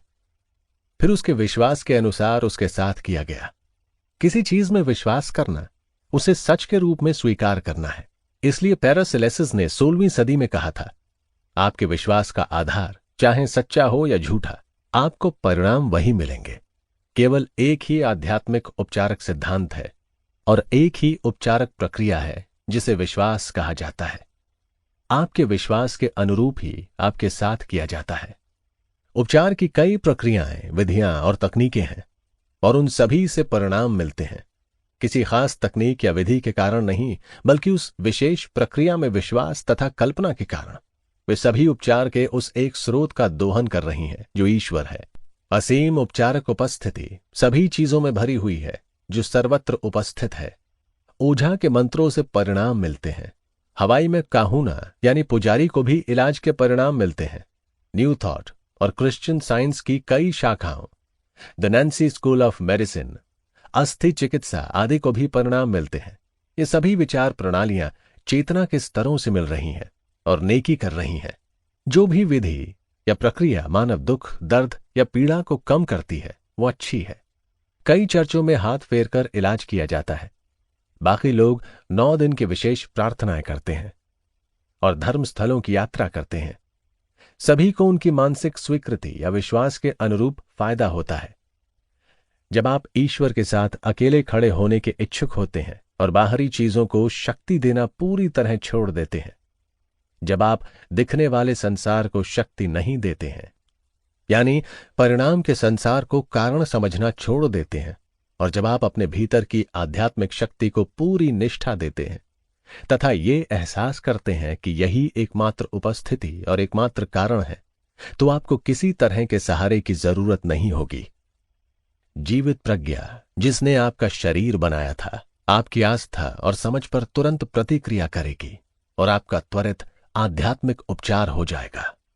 यदि आप चेतना के उस स्तर पर नहीं हैं जहां आप प्रार्थना के जरिए एक दांत उगा सकें, तो स्पष्ट रूप से आपको किसी दंत चिकित्सक से मिलना चाहिए। उसके लिए प्रार्थना करें और एक आदर्श दैवी मौखिक सामंजस्य के लिए भी प्रार्थना करें। जब तक आप बाहरी कारणों में विश्वास करते हैं, तब तक आप बाहरी समाधान खोजते हैं। कल्पना की शक्ति को आगे रेखांकित करने के लिए मैं आपको अपने एक करीबी रिश्तेदार के बारे में बताऊंगा जिसे टीबी थी। उसके फेफड़ों की यह बीमारी बहुत बढ़ गई थी, इसलिए उसके बेटे ने अपने पिता का उपचार करने का फैसला किया। वो पश्चिमी ऑस्ट्रेलिया के पर्थ स्थित अपने घर गया जहां उसके पिता थे और उनसे बोला कि वो एक सन्यासी से मिला था जिन्होंने उसे सच्चे क्रॉस का एक टुकड़ा दिया था और उसने बदले में इसके लिए लगभग $500 दिए थे। इस युवक ने फुटपाथ से एक लकड़ी का टुकड़ा उठा लिया था और सुनार के यहां जाकर इसे अंगूठी में मढ़वा लिया था ताकि ये असली लगे। उसने अपने पिता को बताया कि अंगूठी या क्रॉस को छूने मात्र से कई लोगों का उपचार हो गया था। उसने अपने पिता की कल्पना शक्ति को इस बिंदु तक उत्तेजित किया कि बूढ़े आदमी ने उसके हाथ से अंगूठी छीन ली, अपने सीने पर रखी, मौन प्रार्थना की और सो गया। सुबह तक उसका उपचार हो गया था। अस्पताल के सारे परीक्षण इस बात के गवाह थे। जाहिर है आप जानते हैं कि फुटपाथ पर पड़े लकड़ी के टुकड़े ने उसका उपचार नहीं किया था। ये तो उसकी कल्पना थी जो बहुत ज्यादा उत्तेजित हो गई थी। साथ ही आदर्श उपचार की आत्मविश्वासी अपेक्षा भी थी। कल्पना आस्था या व्यक्तिपरक भावना से जुड़ गई और दोनों के संगम से उपचार हो गया। पिता को कभी भी पता नहीं चला कि उनके साथ क्या चाल खेली गई थी। अगर उन्हें पता चल जाता तो शायद उन्हें दोबारा टीबी हो जाती। वे पूरी तरह स्वस्थ रहे और 15 साल बाद 89 वर्ष की उम्र में उनका देहांत हुआ। मैं लॉस एंजलिस के एक व्यापारी को जानता हूं जो अपने क्षेत्र में शिखर पर पहुंच चुके हैं। उन्होंने मुझे बताया कि 30 साल से वे पॉल के साथ अपनी काल्पनिक चर्चाओं के आधार पर अपने सबसे महत्वपूर्ण निर्णय ले रहे हैं। मैंने उनसे विस्तार से बताने को कहा। उन्होंने बताया कि कारोबारी जगत में बहुत कम लोग जानते हैं कि उन्हें कल्पना में वे बाइबल के लेखकों या महान मनीषियों से मार्गदर्शन लेने का नाटक करने से कितना अद्भुत मार्गदर्शन और परामर्श मिल सकता है। मैं इस सफल एग्जीक्यूटिव के कथन को दोहराना चाहूंगा। कई बार मेरे निर्णयों की वजह से कंपनी समृद्ध हो सकती थी या फिर दिवालिया हो सकती थी। मैं आगे पीछे होता रहता था, डुलमुल होता रहता था, जिससे मुझे हाई ब्लड प्रेशर और हृदय रोग हो गया। एक दिन मेरे मन में एक विचार आया, क्यों ना ईसा मसीह या पॉल से सलाह लूं। मुझे पॉल के धर्मपत्र बेहद पसंद थे, इसलिए जब कोई महत्वपूर्ण निर्णय लेना होता था तो मैं कल्पना करता था कि पॉल मुझसे कह रहे हैं, तुम्हारा निर्णय आदर्श है, इससे तुम्हारी कंपनी का भला होगा। तुम्हारा भला हो मेरे बच्चे, ईश्वर के मार्ग पर बने रहना। जब मैं पॉल को देखने और सुनने की कल्पना करता था तो शांति और आंतरिक शांत चित्तता की एक लहर मुझे जकड़ लेती थी। मैं सभी निर्णयों के बारे में शांति में था। यह दैवी मार्गदर्शन पाने का इस व्यवसायी का तरीका था जो अपनी कल्पना का इस्तेमाल करके खुद को विश्वास दिला देता था कि उसका कार्य सही था। इस संसार में बुद्धिमानी का एक ही सिद्धांत है, दरअसल ये कहने और यकीन करने भर की जरूरत है, ईश्वर अभी मेरा मार्गदर्शन कर रहा है और मेरे जीवन में मैं केवल सही कार्य करता हूं। जैसा ट्रॉवर्ड आपको बताते हैं, मन किसी तार्किक निष्कर्ष तक पहुंचने का निगमनात्मक काम करता है। आपका आधार वाक्य जैसा होगा, परिणाम या निष्कर्ष उसी अनुरूप होगा। व्यक्तिपरक मन केवल निगमनात्मक तर्क करता है और इसका निष्कर्ष हमेशा आधार वाक्य के सामंजस्य में होता है। इसलिए अपने मन में सही आधार वाक्य स्थापित करें। आपको व्यक्तिपरक रूप से सही कार्य के लिए बाध्य किया जाएगा। मन की आंतरिक गतिविधि कर्म है। बाहरी गतिविधियां और कार्य मन की आंतरिक गति पर शरीर की स्वचालित प्रतिक्रिया है। अपने अद्भुत निर्णय पर किसी मित्र या सहयोगी की बधाई सुनने से आपके जीवन में सही कार्य की गतिविधि प्रेरित हो जाएगी। जो व्यक्ति सेंट पॉल का इस्तेमाल करके सही कर्म के विश्वास से अपने मन को भर रहा था, वो बुद्धिमानी के एक शाश्वत सिद्धांत का पालन कर रहा था। अपने मन में उस स्थान पर पहुंचने की उसकी तकनीक दरअसल मायने नहीं रखती है। मुश्किलों और दुर्दशा से मुकाबला करते समय गेटे ने अपनी कल्पना का समझदारी से इस्तेमाल किया। उनके जीवनी लेख बताते हैं कि उन्हें कई घंटे तक शांति से बैठकर काल्पनिक बातचीत करने की आदत थी। वे कल्पना करते थे कि उनका कोई मित्र कुर्सी पर उनके ठीक सामने बैठा है और तुरंत उनकी बात का जवाब दे रहा है। दूसरे शब्दों, अगर वे किसी समस्या के बारे में चिंतित होते थे तो वे कल्पना करते थे कि उनका मित्र उन्हें सही या उचित जवाब दे रहा था। वे उसकी स्वाभाविक मुद्राएं देखते थे और आवाज का लहजा सुनते थे, जिससे पूरा काल्पनिक दृश्य असली और सजीव बन जाता था। मैं न्यूयॉर्क सिटी के एक शेयर दलाल को बहुत अच्छी तरह जानता था। वो स्टाइनवे हॉल में मेरी कक्षाओं में आता था। आर्थिक मुश्किलें सुलझाने का उसका तरीका बहुत आसान था। वो अपने एक मल्टी मिलेनियर बैंकर मित्र से मानसिक काल्पनिक बातचीत करता था। ये बैंकर उसके समझदारी भरे तथा विवेकपूर्ण निर्णय पर उसे बधाई देता था। वो सही शेयर खरीदने के लिए उसका अभिनंदन करता था। वो इस काल्पनिक चर्चा का नाटक करता था जब तक कि उसने इसे अपने मन में मनोवैज्ञानिक विश्वास के रूप में जमा नहीं लिया। उस फेंस्की के विद्यार्थी मिस्टर निकोलस कहा करते थे, अपनी अंदरूनी बातचीत पर नजर रखो और इसे अपने लक्ष्य के अनुरूप होने दो। इस ब्रोकर की आंतरिक बातचीत या भाषा निश्चित रूप से उसके तथा उसके ग्राहकों के लिए ठोस निवेश चुनने के उसके लक्ष्य के अनुरूप थी। उसने मुझे बताया कि उसके कारोबारी जीवन में उसका मुख्य उद्देश्य दूसरों के लिए पैसे बनाना है। वो चाहता है कि उसकी समझदारी भरी सलाह के कारण दूसरे आर्थिक दृष्टि से समृद्ध हों। ये बहुत स्पष्ट है कि वो मन के नियमों का इस्तेमाल सृजनात्मक रूप से कर रहा था। प्रार्थना एक आदत है। ये ब्रोकर दिन में नियमित रूप से और बारंबार अंतरालों में अपने मन की मानसिक छवि की ओर लौटता था। उसने इसका एक गहरा व्यक्तिपरक खांचा बना लिया। जिसे भी व्यक्तिपरक रूप से मूर्त बनाया जाता है वो वस्तुपरक जगत में व्यक्त होता है। कायम रखी मानसिक तस्वीर मन के अंध कक्ष में विकसित होती है। अपनी मानसिक फिल्म अक्सर चलाएं। इसे अपने मन के पर्दे पर बार बार देखने की आदत डालें। कुछ समय बाद इससे एक निश्चित आदतन सांचा बन जाएगा। आपने अपने मन की आंख से जो आंतरिक फिल्म देखी है वो खुलकर प्रकट हो जाएगी। जो चीजें मौजूद नहीं है उनका आह्वान इस तरह करें मानो वे मौजूद हों और फिर अदृश्य सामने प्रकट हो जाता है। कई लोग अपनी कल्पना के नाटक से अपनी दुविधाओं और समस्याओं को सुलझा लेते हैं। वो जानते हैं कि वे जिसकी भी कल्पना सच के रूप में करते हैं या जिसे सच महसूस करते हैं वो जरूर साकार होगा। कुछ समय पहले एक युवा महिला एक जटिल कानूनी मुकदमे में उलझी हुई थी जो 5 साल से खिंच रहा था।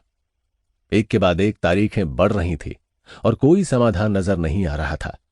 मेरे सुझाव पर वह पूरी स्पष्टता से यह नाटक करने लगी कि उसका वकील उसके साथ परिणाम के बारे में एक उत्साहपूर्ण बातचीत कर रहा था। वो उससे सवाल पूछती थी और वो उसका उचित जवाब देता था। फिर उसने पूरी चीज को एक सरल वाक्य में समाहित कर लिया जिसका सुझाव French school of metal therapeutic ने बरसों पहले दिया था। उसने कल्पना की कि उसका वकील बार बार उसके सामने ये शब्द दोहरा रहा है।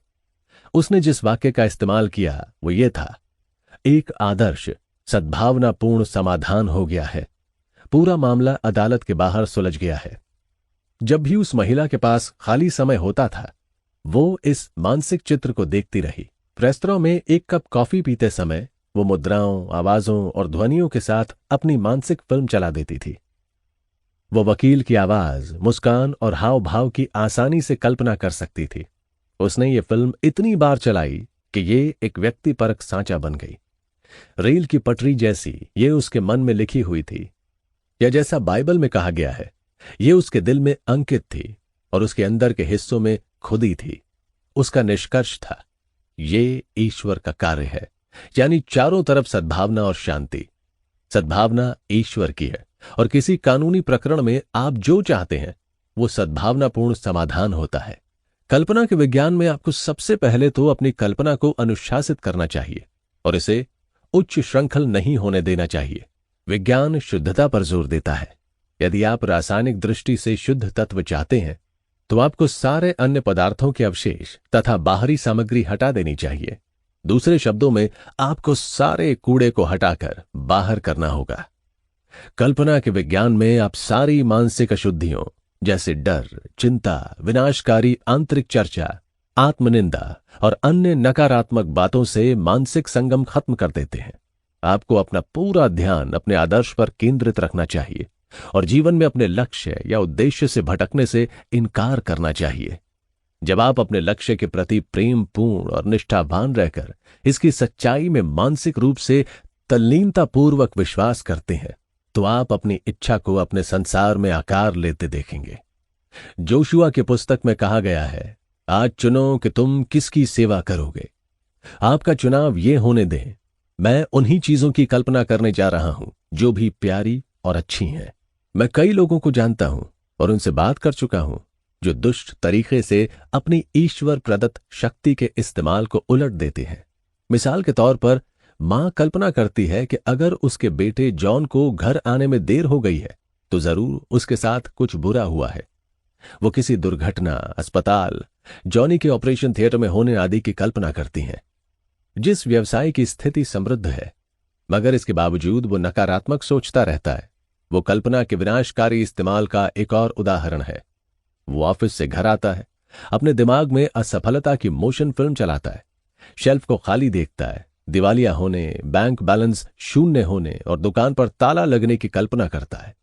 लेकिन इस सारे समय वो दरअसल समृद्ध हो रहा है। उसकी इस नकारात्मक मानसिक तस्वीर में जरा भी सच्चाई नहीं है।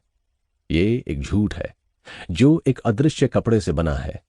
दूसरे शब्दों में, जिस चीज से वो डरता है उसका अस्तित्व उसकी रुग्ण कल्पना के अलावा कहीं नहीं है। वो कभी असफल या दिवालिया नहीं होगा जब तक कि वो डर की भावना से आवेशित इस रुग्ण तस्वीर को अपने मन में बनाए ना रखे। यदि वो लगातार इस मानसिक चित्र को देखता रहे तो जाहिर है वह असफलता को अपने जीवन में साकार कर देगा। उसके पास असफलता और सफलता के बीच चुनने का अवसर था, लेकिन उसने असफलता को चुना। कुछ लोग दीर्घकालीन चिंता करने वाले होते हैं। वे कभी किसी अच्छी या प्यारी चीज की कल्पना नहीं कर सकते। उन्हें हमेशा यही लगता रहता है कि कोई बुरी या विनाशकारी चीज होने वाली है। वे आपको एक कारण नहीं बता सके कि कोई अच्छी चीज क्यों होनी चाहिए और हो सकती है। बहरहाल, वे ऐसे सभी कारण गिना सकते हैं कि कोई गंभीर और बुरी चीज क्यों होनी चाहिए। ऐसा क्यों है? इसका कारण सरल है। ये लोग आदतन नकारात्मक हैं, यानी उनकी अधिकतर सोच नकारात्मक, अव्यवस्थित, विनाशकारी, रुग्ण प्रकृति की है। जब वे विचार के इन नकारात्मक सांचों की आदत जारी रखते हैं तो वे अपने अवचेतन मन को नकारात्मक सांचे में ढाल देते हैं। उनकी कल्पना उनकी प्रबल मनोदशाओं तथा भावनाओं से शासित होती है, इसलिए वे बुराई की कल्पना करते हैं, अपने प्रिय लोगों के बारे में भी। मिसाल के तौर पर, यदि उनका बेटा सेना में है तो वे कल्पना करते हैं कि उसे सर्दी हो जाएगी, वो शराबी बन जाएगा या उसका नैतिक पतन हो जाएगा। या अगर वो युद्ध के मोर्चे पर है तो वे कल्पना करते हैं कि उसे गोली मार दी जाएगी। सभी तरह के विनाशकारी चित्र उनके मन में दाखिल हो जाते हैं। यह आदत के सम्मोहक जादू के कारण होता है और उनकी प्रार्थनाएं निष्फल हो जाती हैं। इसी समय एक विकल्प चुनें, सृजनात्मक और सद्भावनापूर्ण तरीके से सोचना शुरू करें। सोचने का अर्थ बोलना है। आपका विचार आपका शब्द है। अपने शब्दों को शहद का छत्ता बनने दें। कान के लिए मधुर और हड्डियों के लिए सुखद। आपके शब्दों को चांदी के चित्रों में सोने के सेब जैसा बनने दें। भविष्य वर्तमान है जो बड़ा होता है। ये आपका अदृश्य शब्द या विचार है जो सामने दिखता है। क्या आपके शब्द कान को मधुर लगते हैं? इस पल आपकी आंतरिक भाषा क्या है? कोई भी आपकी बात नहीं सुन सकता। यह आपका खुद का मौन विचार है। शायद आप खुद से कह रहे हैं, मैं नहीं कर सकता, ये असंभव है, मेरी उम्र अब बहुत ज्यादा हो गई है, मेरे पास तो कोई मौका ही नहीं है, मैरी ये काम कर सकती है लेकिन मैं नहीं कर सकती, मेरे पास पैसे नहीं हैं, मैं इसका या उसका खर्च नहीं उठा सकती, मैंने कोशिश की है लेकिन कोई फायदा नहीं हुआ। आप देख सकते हैं कि आपके शब्द शहद के छत्ते जैसे नहीं हैं। वे आपके कानों को मधुर नहीं लगते हैं, वे आपको ऊपर नहीं उठाते हैं या प्रेरित नहीं करते हैं। ओपेंस्की हमेशा आंतरिक भाषा, आंतरिक बातचीत या आंतरिक चर्चा के महत्व पर जोर देते थे। आप सचमुच अंदर इसी तरह महसूस करते हैं क्योंकि अंदर बाहर का प्रतिबिंब है। क्या आपकी आंतरिक भाषा हड्डियों के लिए सुखद है? क्या ये आपको ऊपर उठाती है, रोमांचित करती है और खुश बनाती है? हड्डियां समर्थन और सुडौलपन के प्रतीक हैं। आपकी आंतरिक चर्चा को स्वयं को शक्ति और बल प्रदान करने दें। लेकिन शब्द तुम्हारे बहुत करीब हैं, तुम्हारे मुख में और तुम्हारे हृदय में, ताकि तुम इसे कर सको। देखो, मैंने आज तुम्हारे सामने जीवन और अच्छाई तथा मृत्यु और बुराई रखी है। इसी समय आदेश दें और अर्थपूर्ण ढंग से कहें, इस पल के बाद से मैं अपने मन में मानसिक आहार के लिए सिर्फ वही विचार स्वीकार करूंगा जो मेरा उपचार करते हैं, भला करते हैं, प्रेरित करते हैं और शक्ति देते हैं। आगे से अपने शब्दों को चांदी के चित्रों में सोने का सेब बनने दें। सेब एक स्वादिष्ट फल है। सोने का मतलब है शक्ति। बाइबल में चांदी के चित्र का मतलब है आपकी इच्छाएं। आपके मन में चित्र वो है जिस तरह आप चीजों को चाहते हैं। ये आपकी परिपूर्ण इच्छा का चित्र है। ये कोई नया पद या स्वास्थ्य हो सकता है। आपके शब्दों, आपके आंतरिक मौन, विचार और भावना को अपनी इच्छा या चांदी के चित्र के अनुरूप बनने दें। इच्छा और भावना जब मानसिक विवाह में एक साथ जुड़ जाती है तो प्रार्थना सफल हो जाती है।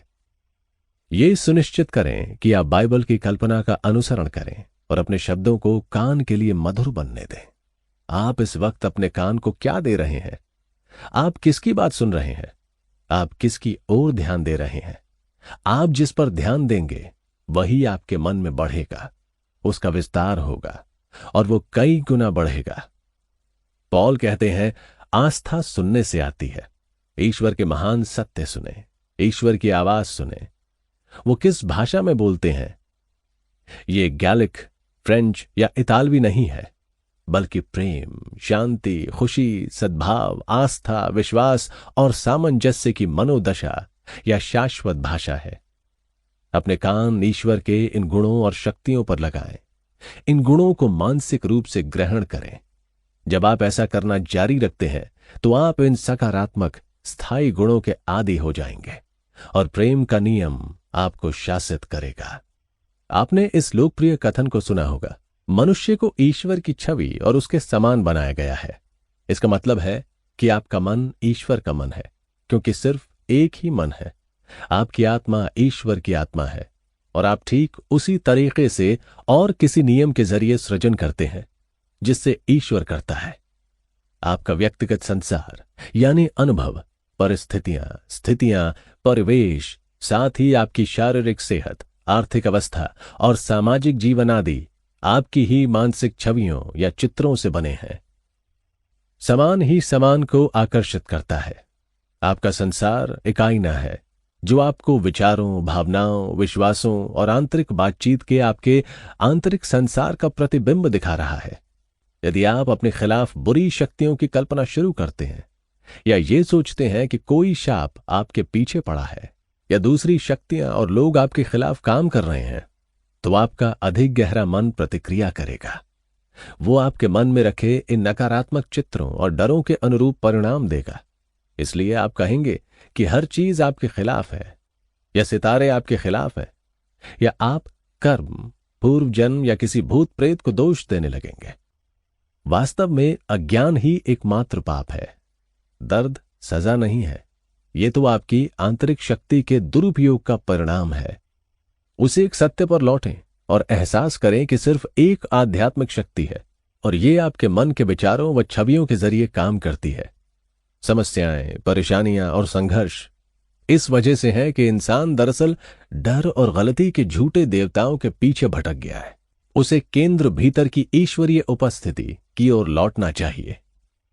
अभी अपने भीतर की इस आध्यात्मिक शक्ति, जो समूचे जीवन का सिद्धांत है कि प्रभुत्व और सत्ता का स्मरण करें, दैवी मार्गदर्शन, शक्ति, पोषण और शांति का दावा करें, ये शक्ति इसी अनुरूप प्रतिक्रिया करेगी।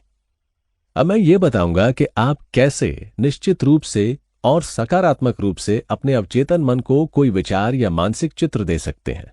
किसी इंसान का चेतन मन व्यक्तिगत और चुनिंदा होता है। ये चुनता है, चयन करता है, तौलता है, विश्लेषण करता है, चीरफाड़ करता है और जांच पड़ताल करता है। ये विवेचनात्मक और निगमनात्मक दोनों तरीकों से तर्क करने में सक्षम होता है। व्यक्तिपरक या अवचेतन मन चेतन मन के अधीन होता है। इसे चेतन मन का सेवक कहा जा सकता है। अवचेतन मन चेतन मन के आदेशों का पालन करता है। आपके चेतन विचार में शक्ति होती है। आप जिस शक्ति से परिचित हैं वो है विचार। आपके विचार के पीछे मन, आत्मा या ईश्वर है। केंद्रित, निर्देशित विचार व्यक्तिपरक स्तरों तक पहुंचते हैं। उनमें गहनता का निश्चित अंश होना चाहिए। गहनता एकाग्रता से हासिल की जाती है।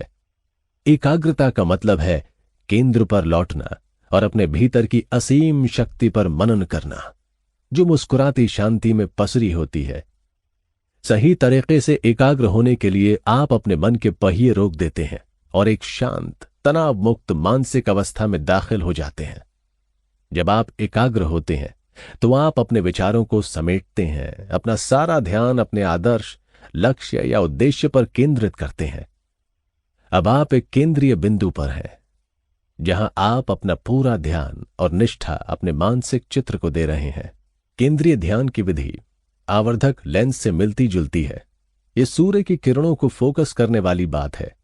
आप सूर्य की गर्मी के छितरे हुए कंपनों और केंद्रीय बिंदु से निकले कंपनों के प्रभाव के बीच फर्क देख सकते हैं।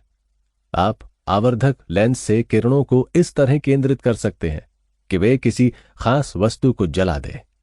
आपके मानसिक चित्रों पर केंद्रित सतत ध्यान भी इसी तरह की गहनता हासिल करता है। नतीजा यह होता है कि अवचेतन मन की संवेदनशील प्लेट पर एक गहरा, स्थायी प्रभाव पड़ जाता है। छवि के बनने से पहले आपको यह मानसिक नाटक कई बार दोहराना पड़ सकता है, लेकिन निरंतर या सतत कल्पना ही ज्यादा गहरे मन को भरने का रहस्य है। जब दिन के दौरान डर या चिंता आपकी ओर आए तो आप हमेशा अपने मन की उस प्यारी तस्वीर को निहार सकते हैं और ये एहसास कर सकते हैं तथा जान सकते हैं कि आपने एक निश्चित मनोवैज्ञानिक नियम को सक्रिय कर दिया है, जो अब आपके मन के अंधकक्ष में काम कर रहा है। ऐसा करके आप दरअसल बीज को पानी और खाद दे रहे हैं तथा इस तरह इसके विकास की गति तेज कर रहे हैं। मनुष्य का चेतन मन मोटर है, अवचेतन इंजन है। आपको मोटर चालू करनी होगी और इंजन काम करने लगेगा। चेतन मन डायनमो है, जो अवचेतन मन की शक्ति को जागृत करता है। अपनी स्पष्ट इच्छा, विचार या छवि को अपने ज्यादा गहरे मन तक पहुंचाने की दिशा में पहला कदम है तनाव मुक्त होना, ध्यान को गतिहीन करना और स्थिर व शांत होना। मन का ये शांत, तनाव मुक्त, आरामदेह नजरिया बाहरी मसलों और झूठे विचारों को रोकता है ताकि वे आपके लक्ष्य के मानसिक अवशोषण में हस्तक्षेप ना करें। इसके अलावा मन जब शांत, निष्क्रिय, ग्रहणशील नजरिए में होता है तो प्रयास घटकर न्यूनतम हो जाता है। दूसरे कदम में आप जिसकी इच्छा करते हैं उसकी वास्तविकता की कल्पना करने लगते हैं।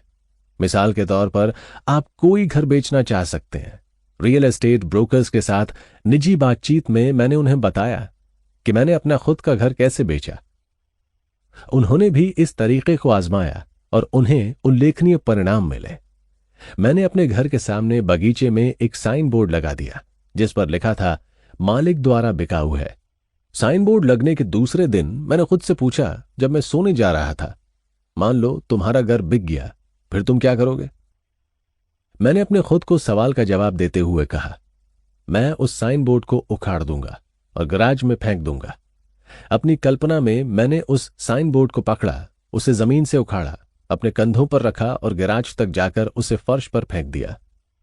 फिर मैंने साइन बोर्ड से मजाक में कहा, अब मुझे तुम्हारी कोई जरूरत नहीं है। मुझे इस सब की आंतरिक संतुष्टि महसूस हुई और एहसास हुआ कि यह काम पूर्ण हो गया था। अगले दिन एक आदमी ने मुझे $1000 की पेशगी दी और कहा, अपने साइन बोर्ड को हटा लें, अब मैं मकान खरीद लूंगा। तुरंत मैंने साइन बोर्ड को उखाड़ा और उसे गैराज में ले गया। बाहरी क्रिया अंदरूनी क्रिया के अनुरूप थी।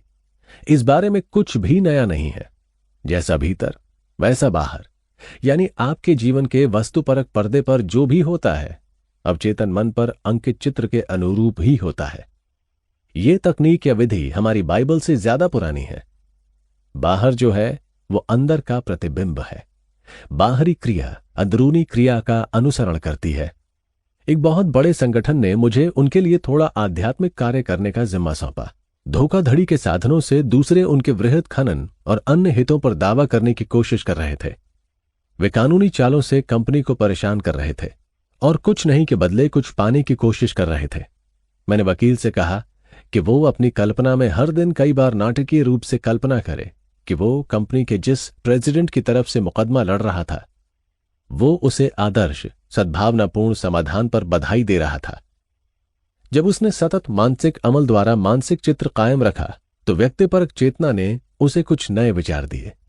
जैसा उसने कहा, अचानक आसमान से टपके। उसने इनका अनुसरण किया और उसके बाद मुकदमा जल्दी खत्म हो गया। मान ले कोई व्यक्ति बैंक का कर्ज नहीं पटा पा रहा है और उसके पास इसे चुकाने के पैसे नहीं है। अगर वो इस सिद्धांत को निष्ठापूर्वक लागू करेगा तो अवचेतन मन उसे पैसे दे देगा। ये ना सोचें कि कैसे, कब, कहां या किस स्रोत से। अवचेतन मन के पास ऐसे तरीके हैं जिनके बारे में आप कुछ नहीं जानते। इसके तरीके अबूझ हैं जिनका पता नहीं लगाया जा सकता। ये उन औजारों या यंत्रों में से एक है जो ईश्वर ने इंसानों को दिए हैं ताकि वो उसके कल्याण के लिए आवश्यक सारी चीजें खुद को दे सके। जिस व्यक्ति के पास हाउस लोन चुकाने का पैसा नहीं है वो कल्पना कर सकता है कि वो उतनी धनराशि का चेक या नकद बैंक में जमा कर रहा है, यानी कैशियर को दे रहा है। महत्वपूर्ण बिंदु मानसिक चित्र या काल्पनिक कार्य में गहनता से रुचि रखना है। इसे यथासंभव वास्तविक और स्वाभाविक बनाना है। वो जितनी ज्यादा गहनता से अपने मन को इस काल्पनिक नाटक पर केंद्रित रखता है उतने ही प्रभावी ढंग से काल्पनिक कार्य अवचेतन मन के बैंक में जमा होगा। आप अपनी कल्पना में टेलर के पास जा सकते हैं और इसे इतना वास्तविक और सच्चा बना सकते हैं कि यह सचमुच भौतिक रूप से घटित हो जाए। एक युवती हमारे रविवार सुबह के व्याख्यानों में नियमित रूप से आती है। उसे 3 बसें बदलनी पड़ती थी। हर रविवार उसे वहां पहुंचने में 1.5 घंटे का समय लगता था।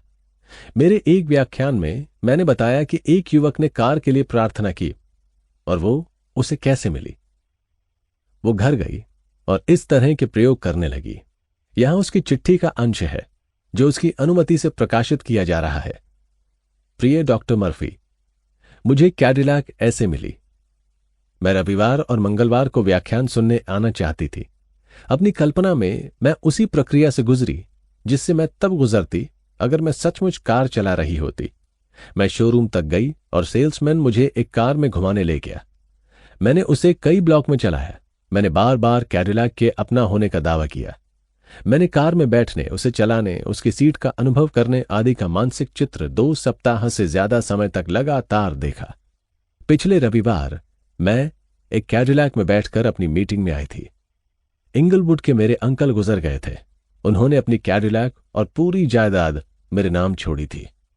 यदि आप सोच रहे हैं, देखिए, मैं ऐसा कोई तरीका नहीं जानता जिससे मुझे कर्ज पटाने के लिए पैसे मिल सके, तो इस बारे में चिंता ना करें। चिंता करने का मतलब दम घोटना है। एहसास करें कि आपके भीतर एक शक्ति निहित है जो आपको जरूरत की हर चीज दे सकती है। बशर्ते आप इसका आह्वान करें।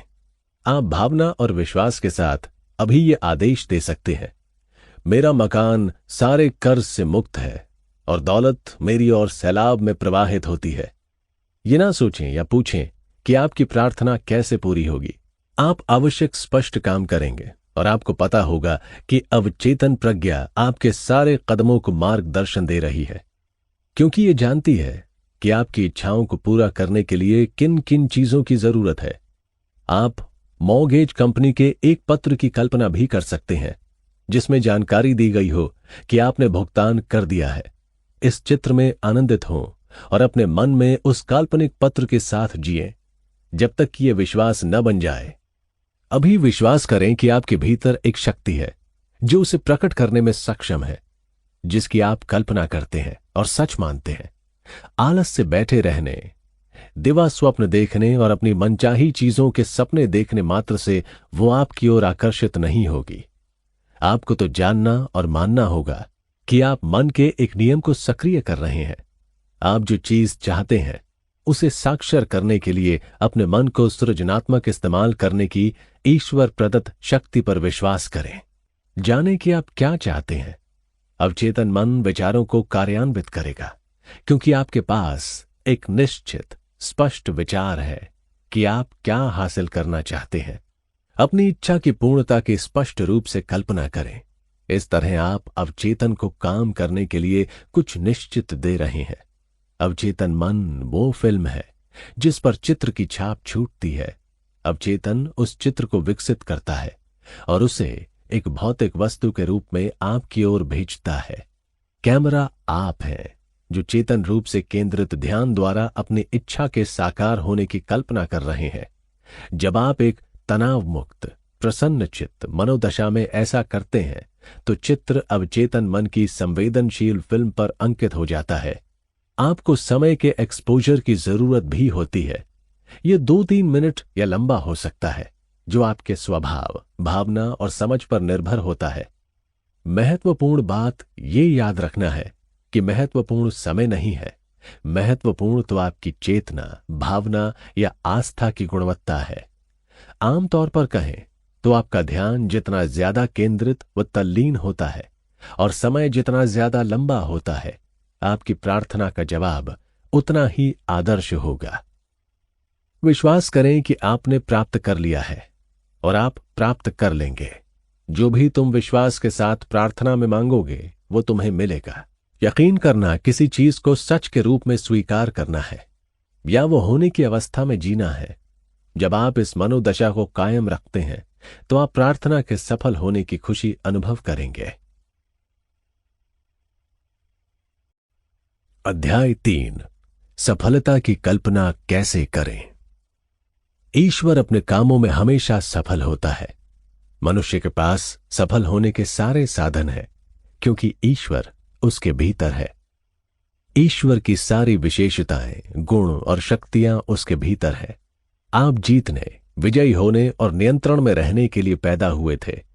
ईश्वर की बुद्धिमत्ता, प्रज्ञा और शक्ति आपके भीतर है, मुक्त होने का इंतजार कर रही है और तमाम मुश्किलों के पार उठने में आपको सक्षम बना रही है। कई लोग चुपचाप अमूर्त शब्दावली सफलता का इस्तेमाल करते हैं, दिन में कई बार, बार बार, जब तक कि उन्हें यह विश्वास नहीं हो जाता कि सफलता उनकी है। याद रखें कि सफलता के विचार में सफलता के सारे अनिवार्य तत्व शामिल हैं। जब कोई व्यक्ति सफलता शब्द बार बार आस्था और विश्वास से दोहराता है तो उसका अवचेतन मन इसे उसके बारे में सच मान लेगा और ये सफल होने के लिए व्यक्तिपरक रूप से बाध्य होगा। हम अपने व्यक्तिपरक विश्वासों, प्रभावों और मान्यताओं को व्यक्त करने के लिए बाध्य होते हैं। सफल होने का आदर्श तरीका ये जानना है कि आप क्या हासिल करना चाहते हैं। यदि आप अपनी सही जगह नहीं जानते हैं या ये नहीं जानते हैं कि आप क्या करना पसंद करते हैं, तो आप इस बारे में मार्गदर्शन मांग सकते हैं। ज्यादा गहरा मन प्रतिक्रिया करेगा। फलस्वरूप आपको गतिविधि के किसी खास क्षेत्र में प्रवृत्ति या प्रेरणा का मार्गदर्शन मिल जाएगा। ज्यादा गहरा मन आपके विचार पर प्रतिक्रिया करता है। अवचेतन, जिसे कई बार व्यक्तिपरक या ज्यादा गहरा मन कहा जाता है, अवचेतन बुद्धि को सक्रिय कर देता है, जो उस व्यक्ति की सफलता के लिए आवश्यक सारी परिस्थितियों को उसकी ओर आकर्षित करती है। मनुष्य को खास ध्यान रखना चाहिए कि वो वही करे जो उसे बेहद पसंद है। जब आप अपने प्रयास में खुश होते हैं तो आप सफल हैं। इस तथ्य को स्वीकार करें कि आप में एक आंतरिक सृजनात्मक शक्ति है। इसे सकारात्मक विश्वास बना लें। यह असीम शक्ति आपके विचार पर प्रतिक्रिया करती है। इस सिद्धांत को जानने, समझने और लागू करने से शंका, डर और चिंता धीरे धीरे गायब हो जाती है। जब कोई मनुष्य असफलता के विचार पर ध्यान केंद्रित करता है तो असफलता का उसका विचार उसके जीवन में असफलता को आकर्षित करता है। अवचेतन असफलता के विचार को उसका आग्रह मान लेता है और इसे उसके अनुभव में प्रकट करने लगता है, क्योंकि वो असफलता के बारे में सोचने के मानसिक अभ्यास में जुटा रहता है। अवचेतन मन अवैयक्तिक है और भेदभाव नहीं करता है। मेरा एक कारोबारी मित्र पेशे से दर्जी है। उसकी एक प्रिय कहावत है, मैं सिर्फ जोड़ता हूं, मैं कभी घटाता नहीं हूं। उसका अर्थ है कि सफलता धन चिन्ह है। अपने विकास, दौलत, शक्ति, ज्ञान, आस्था और बुद्धिमानी में जोड़ें। जीवन जोड़ने की क्रिया है, मृत्यु घटाने की क्रिया है। जो भी चीजें सच्ची, प्यारी, अच्छी और ईश्वरीय हैं, उनकी कल्पना करके आप जीवन में जोड़ रहे हैं। खुद को सफल महसूस करें, इसकी कल्पना करें और आप सफल बन जाएंगे। आप कभी परिस्थितियों, परिवेश या स्थितियों के गुलाम नहीं होते हैं। आप परिस्थितियों के स्वामी हैं। आप परिस्थितियों के शिकार सिर्फ तभी बन सकते हैं जब आप मानसिक रूप से यथास्थिति को स्वीकार कर लें। जब आप अपना मन बदल लेते हैं तो आप अपनी परिस्थितियों को बदल लेते हैं। एक फिल्म अभिनेता ने मुझे एक बार बताया था कि उसके पास बहुत कम शिक्षा थी, लेकिन बचपन से ही उसने फिल्म स्टार बनने का सपना देखा था।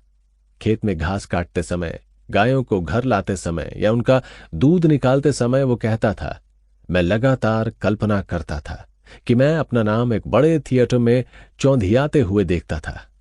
मैंने ये काम कई साल तक किया, फिर मैं घर से भाग गया। मोशन पिक्चर उद्योग में कई काम करने लगा और आखिरकार वो दिन आया जब मैंने अपना नाम बड़े थिएटर में उसी तरह चौंधियाते हुए देखा जैसा कि बचपन के काल्पनिक चित्र में देखा था। फिर उसने आगे जोड़ा, मैं सफलता दिलाने वाली सतत कल्पना शक्ति को जानता हूं। सफलता का आपके लिए क्या अर्थ है?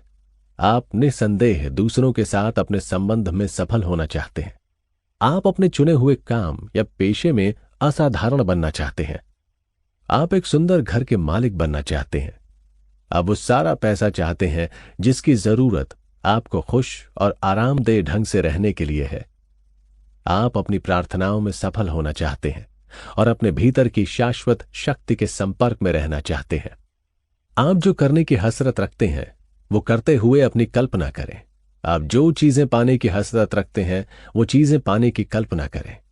कल्पनाशील बने। मानसिक रूप से सफल अवस्था की वास्तविकता का अनुभव करें।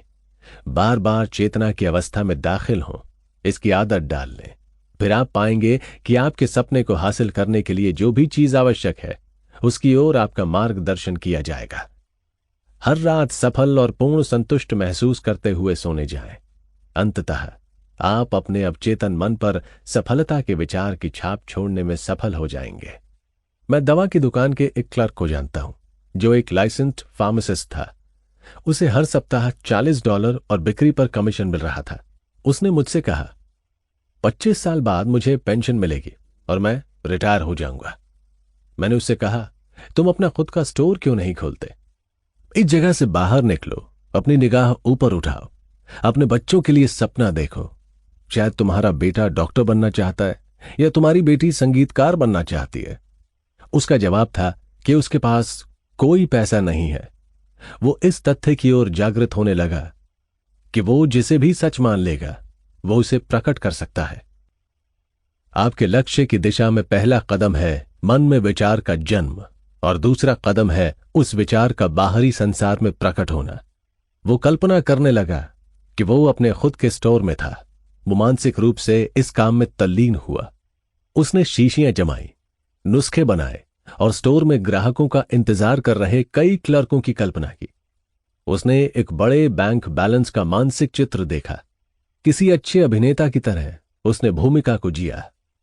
इस तरह काम करो जैसे मैं हूं और मैं वहां सचमुच रहूंगा।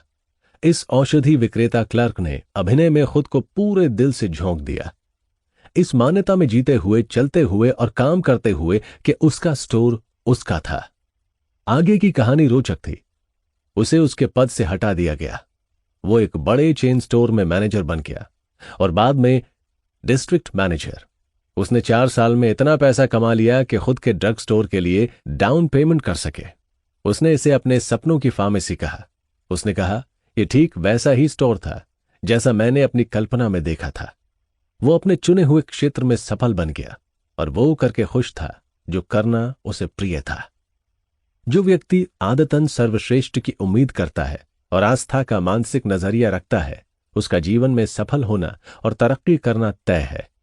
जो व्यक्ति उदास, निराश, रुग्ण और हताश है, वह असफलता को आकर्षित करता है। डर दरअसल दैवी आपूर्ति में आस्था का अभाव है। यह गलत जगह रखी गई आस्था है। डर गलत चीज में विश्वास है। डर अभाव में विश्वास है, या इस अवधारणा में कि मनुष्य की अच्छाई उससे रोकी जाती है। बेटे, तुम हमेशा मेरे साथ हो और जो मेरा है वो सब तुम्हारा है। आपको जिन चीजों की जरूरत है वे सब अदृश्य में मौजूद है। ये कहा जा सकता है कि जिन चीजों की जरूरत है वे सभी अमूर्त में हैं। आप जो हैं, आपके मन में उससे ज्यादा बनने की इच्छा होनी चाहिए, तभी आप जीवन में तरक्की कर सकते हैं। सबसे पहले इच्छा आती है, इसके बाद अपने भीतर की शक्ति की पहचान आती है जो आपको वो प्रकट करने में सक्षम बनाती है जो भी आप चाहते हैं। अवचेतन मन वो साधन है जिसके जरिए आपकी सारी इच्छाएं वस्तुपरक संसार में प्रकट की जा सकती हैं। आप ही हैं जो आदतन सोच, भावनाओं, रायों और विश्वासों के रूप में आदेश दे रहे हैं। अवचेतन मन चेतन मन के आदेशों का पालन करता है। यदि आपका चेतन मन सारे नकारात्मक विचारों का विरोधी है, तो वे आपके अवचेतन मन पर कोई प्रभाव नहीं छोड़ सकते। आप प्रतिरक्षित हो जाते हैं। मिसाल के तौर पर, अगर आप कहते हैं, काश मैं स्वस्थ होता, तब मैं अपने काम में ज्यादा सफल हो सकता था, तो अभी ये एहसास शुरू करें कि आपका शरीर दरअसल आपके मन की अभिव्यक्ति है। अवचेतन मन ने शरीर को बनाया है और यह आपके शरीर के सभी अत्यावश्यक कार्यों को नियंत्रित करता है। आपके चेतन मन में यह शक्ति है कि यह आपके अवचेतन मन में रखे हुए किसी भी विचार या विचारों के समूह को बदल सकता है। आप अपने अवचेतन मन पर स्वास्थ्य के विचार की छाप छोड़ सकते हैं जब आप जान लेते हैं कि यह किया जा सकता है। विश्वास और सच्चा विश्वास आवश्यक है। सकारात्मक कथन अवचेतन मन पर निश्चित प्रभाव छोड़ते हैं।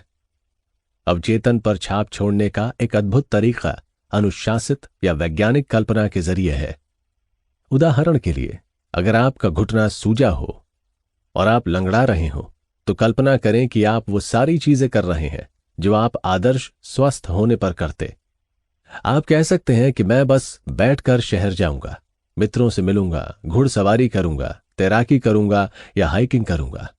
पहले आप अपनी कल्पना में इन मनोवैज्ञानिक यात्राओं पर जाते हैं, उन्हें यथासंभव वास्तविक और स्वाभाविक बनाते हैं। इन मनोवैज्ञानिक यात्राओं पर जाना जारी रखें। आप जानते हैं कि स्वप्रेरणा आपकी है। सारी गतिविधि पहले मनुष्य के मन या चेतन में होती है, इसके बाद ही कोई बाहरी गतिविधि घटित हो सकती है। उदाहरण के लिए, कुर्सी अपने आप नहीं हिलती है, आपको इसे गति देनी होती है। यही आपके शरीर के बारे में सच है। जब आप वे सारी चीजें करना जारी रखते हैं जो आप उपचार के बाद करेंगे, तो ये आंतरिक गतिविधि अवचेतन को प्रेरित करेगी कि ये शरीर को उसके भीतर रखी गई तस्वीर के अनुरूप बना दे। नीचे आदर्श स्वास्थ्य के लिए एक अद्भुत प्रार्थना है।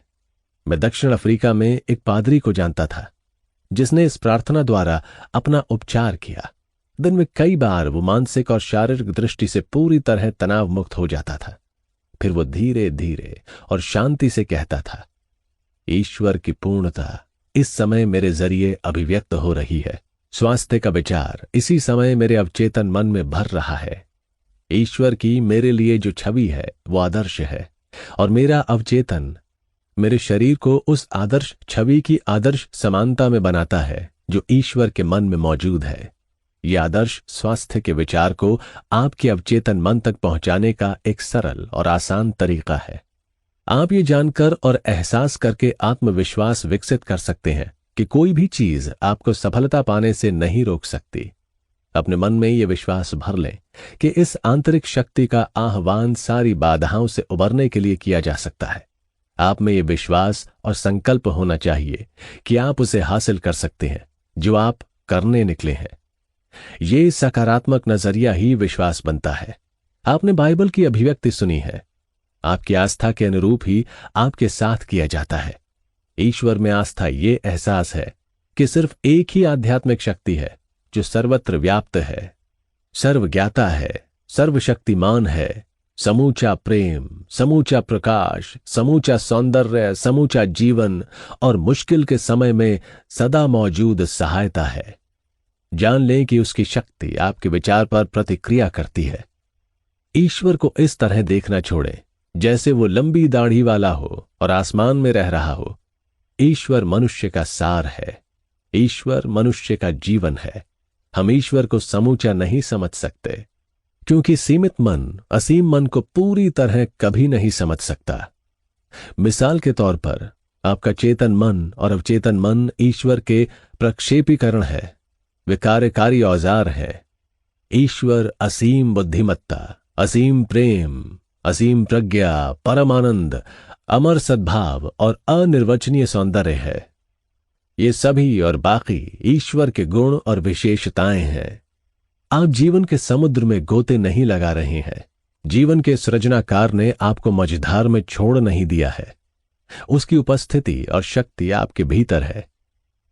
अपने भीतर के देवत्व का ये ज्ञान या जागरूकता सफलता दिलाने वाला सबसे बड़ा और सबसे शक्तिशाली घटक है। अपने गुण विकसित करें, उनका इस्तेमाल शुरू करें। वे ईश्वर प्रदत्त हैं। आप में ऐसी क्षमताएं और शक्तियां हैं जिन्हें सतत विकास की जरूरत है। मनुष्य किसी चीज का आदेश देगा और वो घटित हो जाएगी। आप मानसिक रूप से इस समय किसका आदेश दे रहे हैं? आपकी आंतरिक चर्चा, आंतरिक बातचीत और आपकी निरर्थक मनोदशाओं की प्रकृति क्या है? मनुष्य बोले गए हर निरर्थक शब्द की कीमत चुकाएगा। निरर्थक शब्द हैं शंका, डर, चिंता और तनाव। अगर ये मौजूद है तो आप अपने अवचेतन मन को निश्चित सकारात्मक आदेश नहीं दे रहे हैं, क्योंकि कोई निश्चित छाप नहीं छोड़ी जा रही है जो आप घटित कराना चाहते हैं। डर और चिंता चेतन मन में दुविधा उत्पन्न करते हैं। इससे अवचेतन मन में दुविधा उत्पन्न होती है। इससे मानव मसलों में दुविधा उत्पन्न होने के सिवा कुछ नहीं होता है। दैवी शक्ति पर भरोसा करते रहें और जिसकी आप इच्छा करते हैं वो किसी तरह से आपके पास आ जाएगा। ईश्वर में, दैवी शक्ति में, दैवी प्रेम में आस्था रखें। आस्था रखें कि उसकी सर्वव्यापी उपस्थिति हमेशा आपकी हिफाजत कर रही है और आप अजेय बन जाएंगे। ईश्वर में विश्वास करो और भलाई करो।